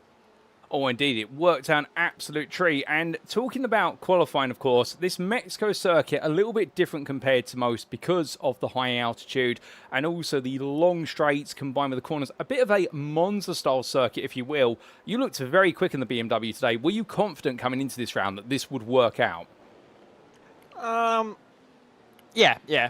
I wouldn't say it was like a Monza-style circuit, for me at least. There are 3 things for me, like as this league or championship goes on, I feel like I get connected to the car more and more. So like I'm learning it, I'm driving it a lot more. This way I learn about it a lot more. That's one thing. The other thing is that especially here in Mexico and also from the previous round in Road Atlanta. Before that, I used to use paid setups, but fortunately, I had the time to create my own setups to my own likings. Like so, yeah, that was the reason for the good result in Road Atlanta. Also here, like I really got into the setup stuff, physics stuff, and stuff like that. I really got into it, and I was able to fine-tune the car to my own likings. Like that was the second reason for this good result today. And the third one is, I would say, as a driver, as my driving style, I really enjoy using the curbs. Like I use them a lot. Sometimes a little bit more than. Sometimes I use more curbs than preferable. But yeah, here in Mexico, you have to be absolutely confident on the curbs. Like if you are not confident over the curbs, you lose a lot of time. And I will consider myself someone as pretty confident over curbs. So yeah, that's the three main reason for this result today. Oh, indeed. And I appreciate you breaking it down and really talking out there the confidence you're building with the BMW. Now, that qualifying lap, 19th overall, a very impressive lap, no doubt about it. And when we take a look at your time versus that of your rivals in the class, particularly we're talking about here what would be none other than Bruno Key, who was the second fastest. I mean, the gap between the two of you was 6/10. I mean, that's an incredible margin. Were you expecting to be that high up? During the week, in the Discord chat, guys were talking about what lap times they were doing during the week. I just got home today, so I couldn't practice. But after a few laps, I was like running pretty confidently, like bottom 40s. And I was like a little bit confused. Like they were talking about 42s, 43s, and I was like running 40s. Like that couldn't be possible. But yeah, it mainly comes down to setup. Like as I said, I went maximally to my own likings, and that gave me the main confidence. I didn't, I wasn't expecting this big of a lead, but yeah, it turned out really great for me. Oh, 100%. And then going into the race, now we have been informed through people who are part of the Verano Esports outfit in the YouTube chat that Kevin Smith may have actually not put the right amount of fuel in the car when he went racing. He may have underfueled slightly and was forced into a one-stop. Of course, I don't think you could have perhaps known that at the time, but we saw the two of you swap places early on. You looked quite at peace with that, though. You looked as though, actually, you know what, if he's going to pass me this early, surely he can't get to the end. In the beginning, like I had a problem with the car, like a technical problem. My car boost setup wasn't set up well. Like I couldn't use the 100% of the power, and then when I figured out, it was already too late because I was out of oh, how do you say that? Like it was too far to for me to catch up. Yeah, could catch up. I see. So as a result, when you saw it, you couldn't catch up. So at what point did you suddenly... Was it just purely when you saw him come into the pitch, you thought to yourself, oh, wow, I'm back in the lead now. There's no way he's getting this back. Yeah, I was during the race, I was fine. Like, second place is good for me. Like, it's not big of a difference in points, and I'm standing really good in the overall championship. So I would have been happy with second place. Then I saw him coming out to the pits. And then when it hit me that, yeah, I could win that. Oh, well, fair play. And in the end, with that sudden twist leading, and there was no risk of you really being caught up to at that point. So in the end, it was just maintain the pace and not make any mistakes. And just with regards to towards the end of the race, of course, you've been on the same set of tyres like you always are in these races, but also just doing that fuel management. I mean, how much were you looking at the fuel tank towards the end? Or was it just, you know what, just drive to the pace and I don't have to worry?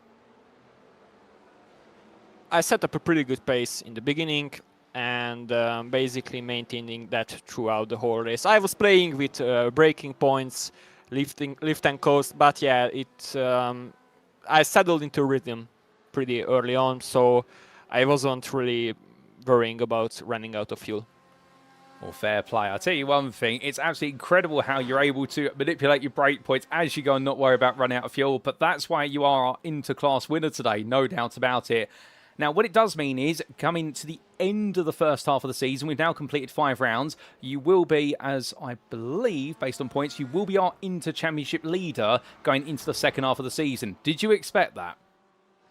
Not at all. Especially after Daytona. After Daytona, I was like, no way I could come back. I'm a little bit worried about the upcoming rounds. outside of Le Mans, I don't really know the tracks at all. So yeah, the hard part is ahead of me in terms of tracks. All fair play. Well, next up is none other than what is... Oh, goodness me. Excuse me. Well, next up is Silverstone, I none believe. other than the Silverstone circuit, I believe. What do you think are your chances there?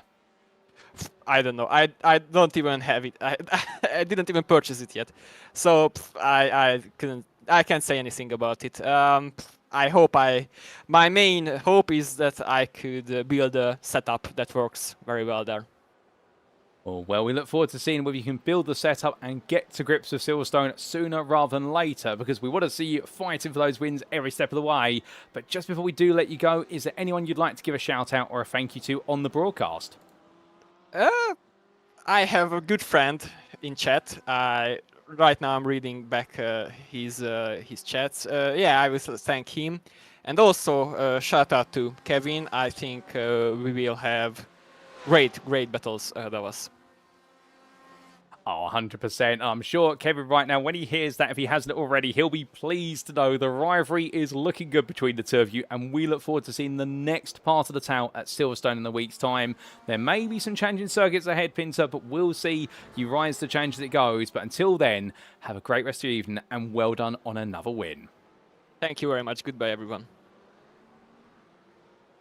So here and there from our absolute star, the privateer, Pinto Sombolavente, and my goodness, ladies and gentlemen, I'll tell you one thing, you wouldn't believe he's just done a 60-minute race. He is full of energy, and, well, I think as much as he saved fuel, he's also saved his energy for the interview room. I'm not blaming him, to be fair, because what a drive today. He absolutely put this together brilliantly, and we was talking out there in qualifying, he was a bit surprised by the fact he out-qualified the rest of the interclass by 6 attempts, but he put the time in regards to getting to grips with the car. He hadn't as much time to get used to the circuit, perhaps, but perhaps it was the fact that everyone else seemed to be struggling here, and he's just gelled nicely with the BMW.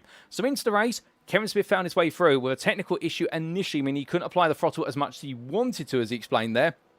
And therefore, it meant he lost the places and he lost the time to Smith. So by the time he got that issue resolved, he then couldn't catch up.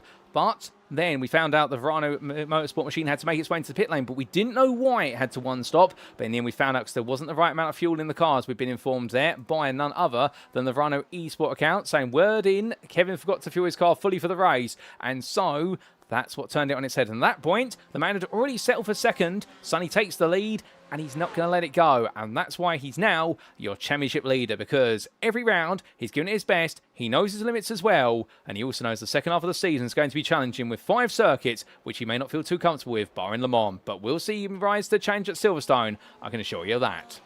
But with that, ladies and gentlemen, we've got another interview to come. Who's up next? Well, you're about to find out.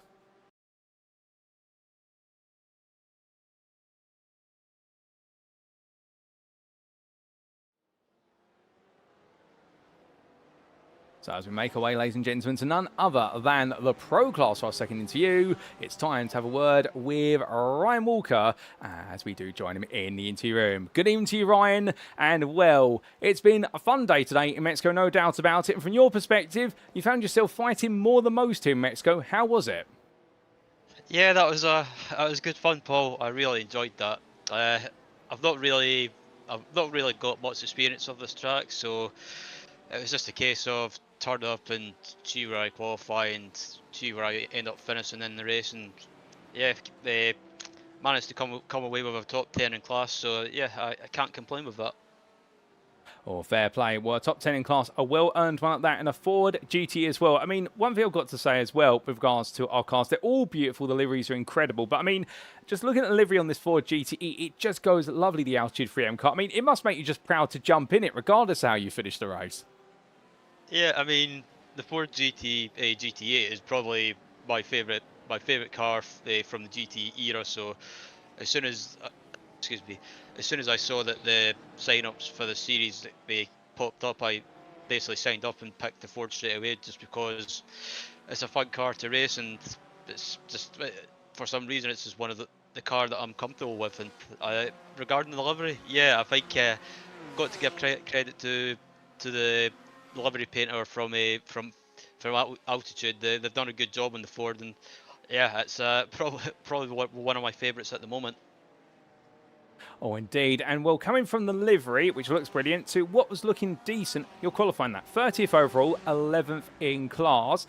I mean, it meant it started you further down the order, and you were wrapped by a number of Inter drivers. Were you ready for the fights that were to come then? Yeah, I mean, qualifying kind of went pretty much as well as I expected, and I qualified where I expected to be. So, but yeah, I had a bit of a mess up, if you like. I had to run to the bathroom before the race, and I kind of completely slipped my mind that we only had 5 minutes, and yeah, basically came back and saw that everyone graded up, and I missed the timer, so had to start from the pits. But oh well, that's the way it goes. Well, to be fair, the fact that you had to start for the pit lane only added to the challenge in front of you, and you gradually made your way forward, picking off drivers one by one. But of course, what with this being a no-stop race, as we were to find out later on, did that make it a bit more difficult? Because, of course, you've got to drive to a certain amount of fuel usage, but you also need to use fuel to make overtakes. Yeah, it was one of those. I was quite surprised when Tim told us that it was. I think it was Tim or Mark, I can't remember. They said that this race was pretty much going to be a zero stopper or no stopper. So I kind of had in the back of my mind, if I can't get by any cars on the straight or cars in general, just try and do some lifting, coasting, and save some fuel just to be safe. And yeah, I think that strategy worked out well, and yeah, managed to get to the finish with about, I think I had about 1.5 litres left, so yeah, more than enough. Well, more enough to get to the finish line, and in the end, picking up a couple of places as well and making it to 9th place in class. I mean, we did see you enjoy a couple of moments, such as now battling with none other than what was Cedric Boycia. I mean, this is a pro class as well, where we've moved you from elite to pro, but you've shown no signs of being frustrated. You've really fitted in very nicely with the pro class. Yeah, I'll be open. I'm happy to admit that being in the elite class, I think it was okay, but I think it was kind of, I don't know. Basically, just when it came to pace, I just wasn't quick enough, and I think it was basically I got got an offer, or not an offer, but basically got a message asking if I would be interested in moving down to the pro class, and I think I'm glad I made the decision, because it's there's drivers around my pace or level, if you like, that there's always someone to race. Oh, 100%, and we saw plenty of that, and even so, you did meet some of your elite peers as well, or your ex-peers, I should say, out there, including none other than Chad Henson in the early stage of the race. But as the race went on, I've got to ask, this Ford GTE, we know that sometimes it does suffer a little bit on the long straights and the low speed corners, but in the middle sector, it seems that the Ford GTs just seem to have a bit of an advantage in those corners. Did it feel that way to you, as though you were picking up time on people through turns, what would be 7 through to 12? Yeah, absolutely. I mean, I think when I checked the setup, I think it was running slightly higher wing or higher downforce. What's in the stadium section and the high speed sections as well? High speed corner, sorry, that you could close up right behind people, but you were on the home straight. You were at a bit of a disadvantage just because you had more downforce, and basically means that you get more drag as well. So, but I think yeah, going with a slightly higher downforce for the stadium section, I think it definitely helped. Well, it enabled you to move forward, and well, we could see that progress as the race went on. And towards the end, of course, everyone at that point really now, I think, in more of the perspective of they've got to run that fuel tank to the final lap. Nobody really able to make moves. So the finish line comes along, 9th place in pro class, and by the sounds of things, a day well spent at the track. Yeah, absolutely. It was good fun, and I really enjoyed this race. I mean, there was always someone to race, or always someone to battle, and that's what I really enjoyed about tonight. And also this track as well. It's starting to slowly grow on me, and it's starting to become one of my favourites. And I hope that this track gets used again in the future. Well, we'll never know what we may do with our future schedule, because I get the feeling there could be a GTE Season 2 at some point, and well, Mexico may make its way back on again. But as we now look ahead to the second half of the season, 5 more rounds to go. Next up is a return to the United Kingdom for the Silverstone circuit. What can we expect from you there? Pretty much just the same plan as I used tonight. Just turn up and see how I get on, and just if I could finish in the top 10 in class and pick up points to help out the team as well in the team championship. I'll be happy with that. All fair play. I think that's a good approach to take going into the next round. And just before we let you go, Ryan, is there anyone you'd like to give a shout out or a thank you to on the broadcast? Firstly, yourself, Paul, for putting on the broadcast. I always enjoy watching them back the next day or at the weekends, and looking forward to watching this one back. And Tim and Mark as well for just being awesome teammates. And lastly to the Altitude 3M esports team for having me as always. And it's a great bunch of people to be a part of. Oh, well, that's absolutely brilliant to hear. And I'm so happy that you're part of a team you're really fitting into and enjoying. And, well, I'm sure the Altitude 3M guys are very happy to have you as part of the outfit, Ryan. We'll leave it there. Congratulations, Dale, on some solid points banked in a Battlefield race for 9th in the Pro class. We'll see you at Silverstone in a week's time to see whether you can maintain that run of points. But until then, my friend, have a lovely rest of your evening. Cheers, Paul.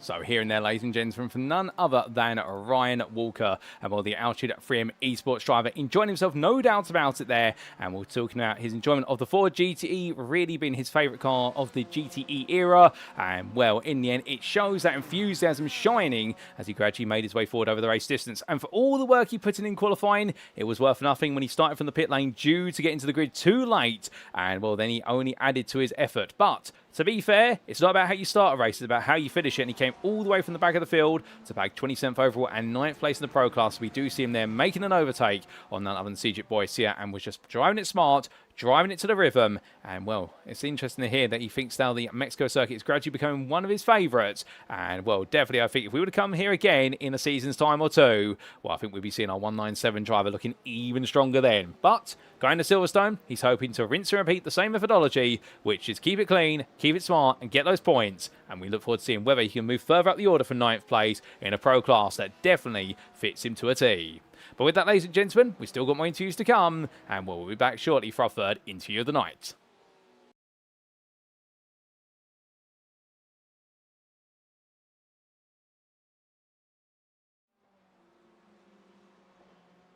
And so, ladies and gentlemen, we continue to stay in the Pro class, but now joining me in the interview room is none other than Mikael Abasek. Good evening to you, Mikael, and how has it been for you today? Because from what we've seen, it looks like you've had a lot of fun out on circuit in your Corvette. Yeah, good evening. Well, my second race in the league. Well, to be honest, my quali lap was quite a surprise for me, since the GTEs are not my strongest suit. But yeah, P6 start was quite good. I did a few mistakes in the beginning, which cost me time and obviously places. But from the start there was some shenanigans which managed to get me to P5. But after the mistakes, there was a gap which was growing, which didn't allow me to fuel save anymore, since I had a huge draft, huge wind blockage, let's say.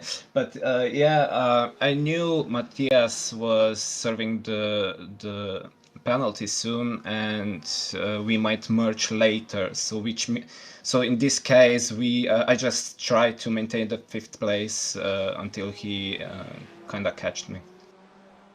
Oh, fair play. Quite a good way to approach the race. Now, on that point about only your second round in the series, as I understand it, correct me if I'm wrong, you normally race GT3s, or for Inox Motorsport, you are their head GT3 driver.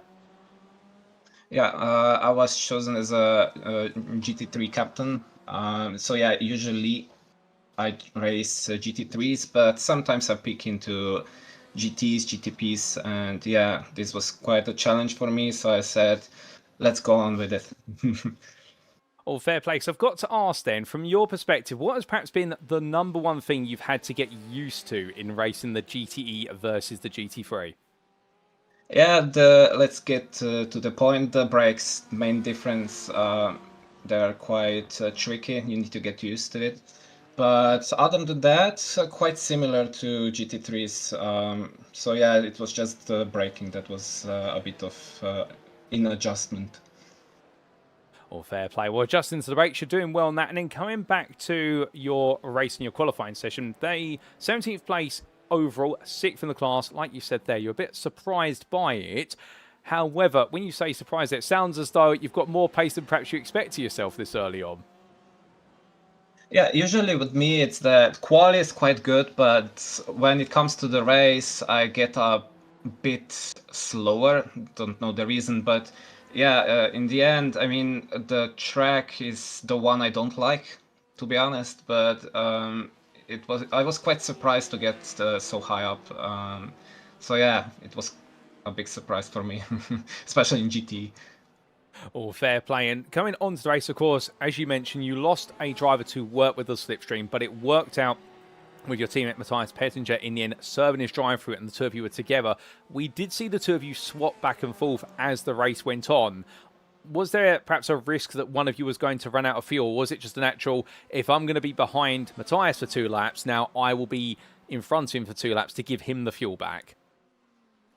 Well, we were on close margin, which means that, yeah, Matthias, I let him follow me for the fuel save, so he kind of managed to save enough to finish the race. But after that, I realized I have too little fuel to finish the actual race. So yeah, we swapped places, did a bit of saving. But in the last lap, I had to extra fuel save, which meant I kinda went very slow till the end of the finish line. So I finished with like 0.2 liters of the fuel. Oh, wow. Goodness me. Well, just about getting across the finish line. Well done to you for being able to survive, because I think we only saw one driver in the end have to come into the pits for a little bit of extra fuel, but otherwise everyone else was able to make it. So it does mean now a 6th place today in the Pro class, a solid result, and compared to your previous result last time out, well, it does mean I believe this has been your best result of the season so far. 5 more rounds to go. Up next is Silverstone. What can we expect from you there? Well, I'm gonna try to do my best. I already did race on Silverstone. Again, not my best track again, but yeah, I mean, I'm gonna do and try best of my abilities. So yeah, I aim at least to be in the top 10 for the Silverstone, but yeah, we'll see what will I get. So. Fair play. And I dare ask then, if Silverstone's not one of your best tracks, obviously you've got, just to remind you, you've got Silverstone, Le Mans, Interlagos, Mugello, and Suzuka. Out of those 5, which one will be your best? Well, the Le Mans is my favorite, so I can't wait for this one. But yeah, after Silverstone, there is no track which is not good for me. So. All fair play. Well, we'll let you get over Silverstone in a week's time, and then we'll see what you can do at the final 4 rounds of the season. We expect your results to gradually go up, but just as I get ready to let you go, is there anyone you'd like to give a shout out or a thank you to on the broadcast? I mean, obviously my team, Matthias and Ben, also you organizers and to make this event happen. So yeah, that's basically to who I'm thankful for. Well, to be fair, we need to say a big thank you to you for joining me in the interview room. It's been a pleasure to have a conversation with you tonight, Mikhail, and it's so great to see you on the grid midway through the season. You may have joined late, but to be fair, better late than never, and you've definitely shown yourself off already in 2 rounds. We'll see you at Silverstone in a week's time to see if you can keep on moving forward, even if it's not a circuit you like as much as others. But until then, have a lovely rest of your evening. Thank you very much. Same to you. So here and there, ladies and gentlemen, from Mikhail Elisek, the Slovenian driver who only 2 rounds in for Inox Motorsport and, well, out of his wheelhouse a little bit, as they say, with regards to the car, going from GT3 to GTE.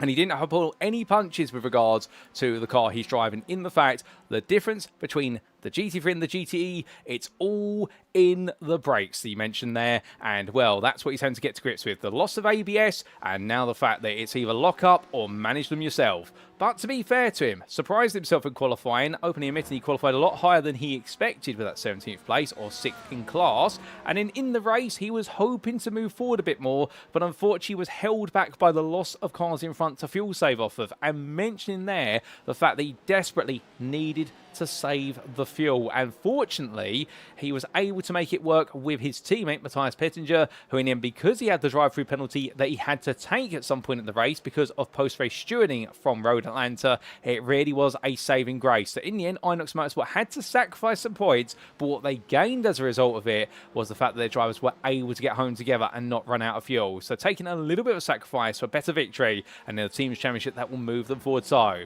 but also it's great to hear there that after Silverstone, we can set Mikhail to be strong at the final 4 circuits of the season. They're circuits that he enjoys, none more so at Le Mans. So keep your eyes peeled for him, ladies and gentlemen, because in the second half of the season, if he gets to grips with this GTE, he may just be chasing down the podium, and we'd love to see that.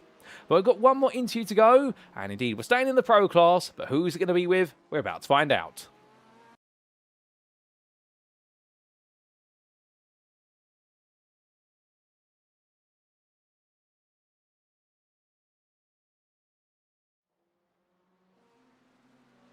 And so, ladies and gentlemen, for our final interview of tonight, we stay with the theme of Inox Motorsport's pro drivers, but we come to Matthias Pettinger, the man we couldn't catch up with last week, but he's here tonight. Matthias, welcome to you, and well, what a challenging day today for yourself and the team. 4th in qualifying, 13th overall, 5th in the race, fuel struggles by the looks of things as well, at least for Mikhail, who we just spoke to.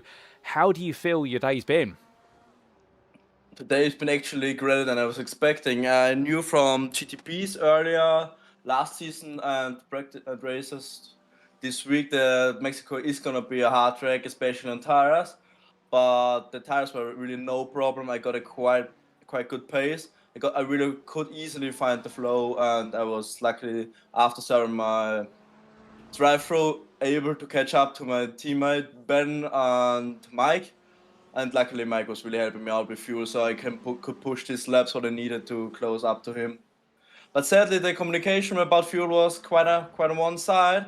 The upset from him were sadly a little bit weak, so we did not really look up how much fuel had left, and then it was quite unfortunate in the end for some laps for him. But for me, it was as well quite close with fuel. I got 0.1 liters left in the end.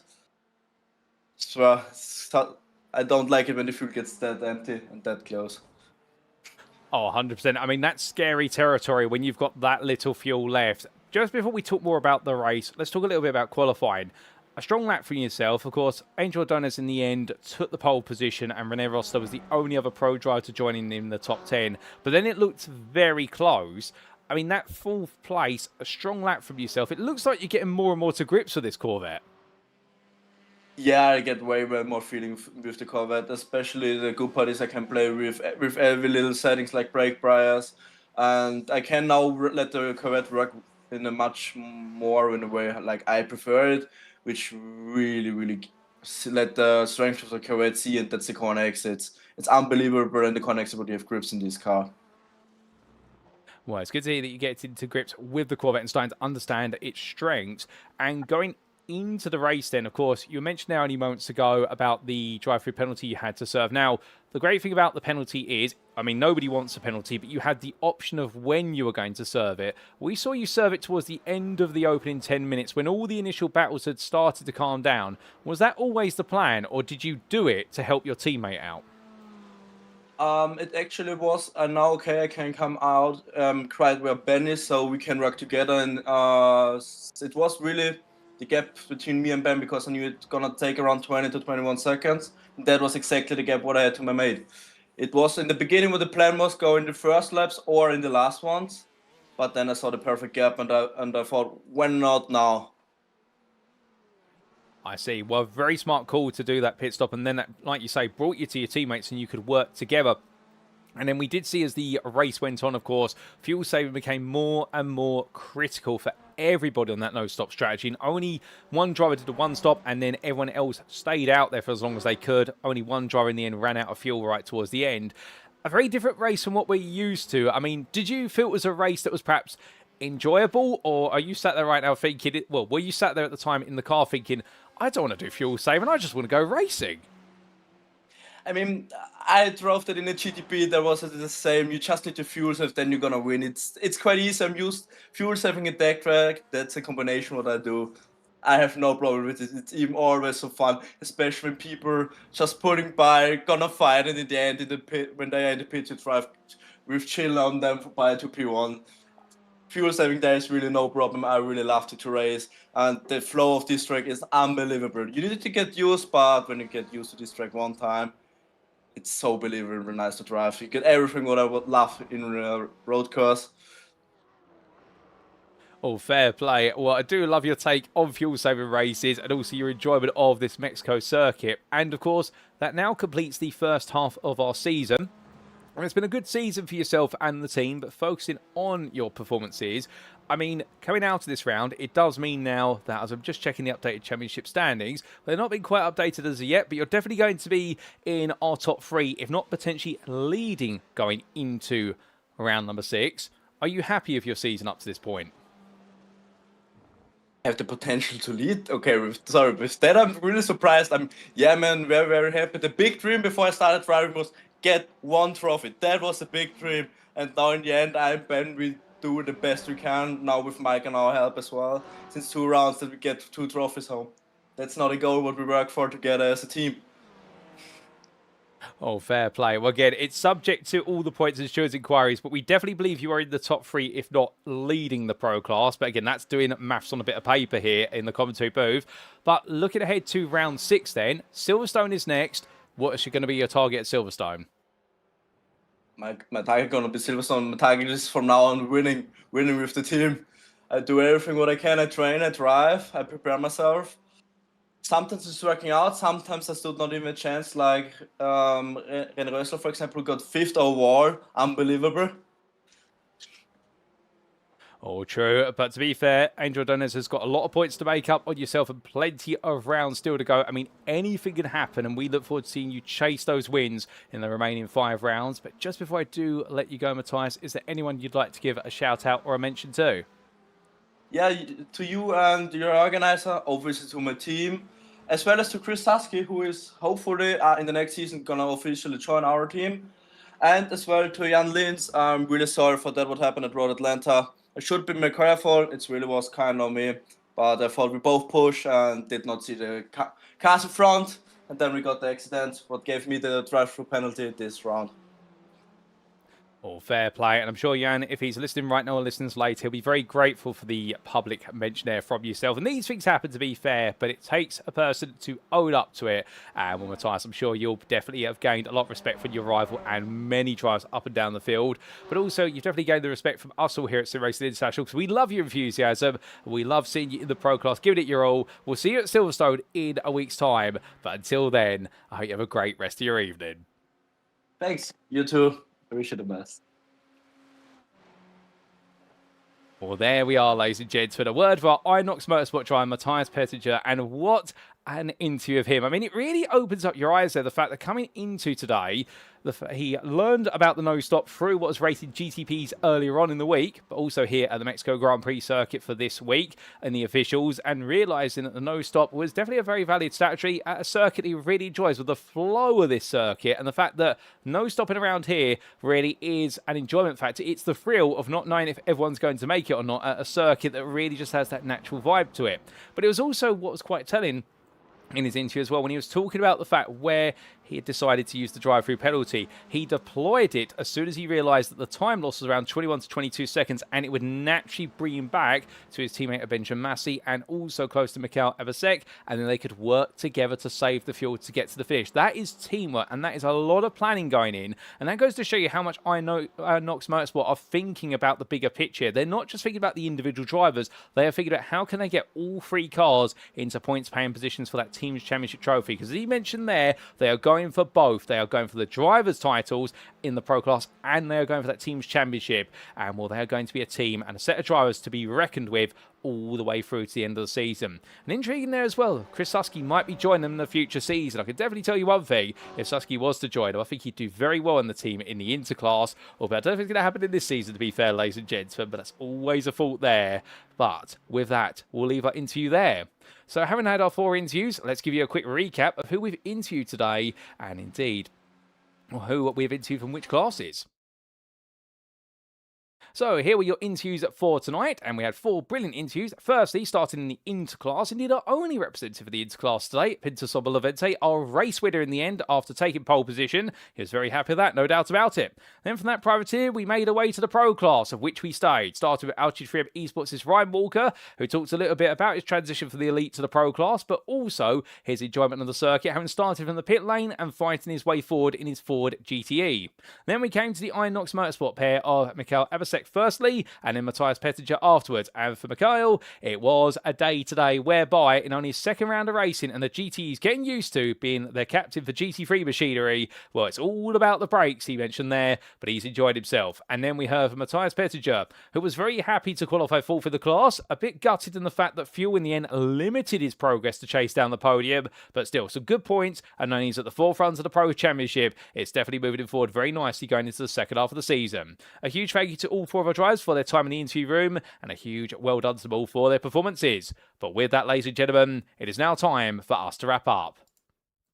Thank you very much for watching, and if you have enjoyed today's show and perhaps you're sat there right now wanting to know more or perhaps how to get on the grid and join any one of our ongoing or upcoming series here at SimRacing International, well, firstly, all you need to do to become part of the community is join the official Discord, and that Discord invite link at the bottom of your screen will take you right to the beating heart of the SimRacing International community. And when you join, well, you have 4 options at the moment available of our ongoing series. Firstly, we do have Season 11 of the Thursday GT3 Championship, which is running on every Thursday evening with 2 splits, 120 drivers in total. Alternatively, if you're a GT3 fan, but perhaps you're thinking, I prefer to race on weekends, particularly Sundays, well, we've got you covered, because on every Sunday evening, we do have the GT3 Championship hosted on behalf of UK Sim Racing Community, and that's in its 17th season. Alternatively, what you've been tuning into today, if you prefer your GTEs or cars with anti-lock braking systems, well, we do have our GT machines in 2023, and they're every Friday in our first ever season of GT racing.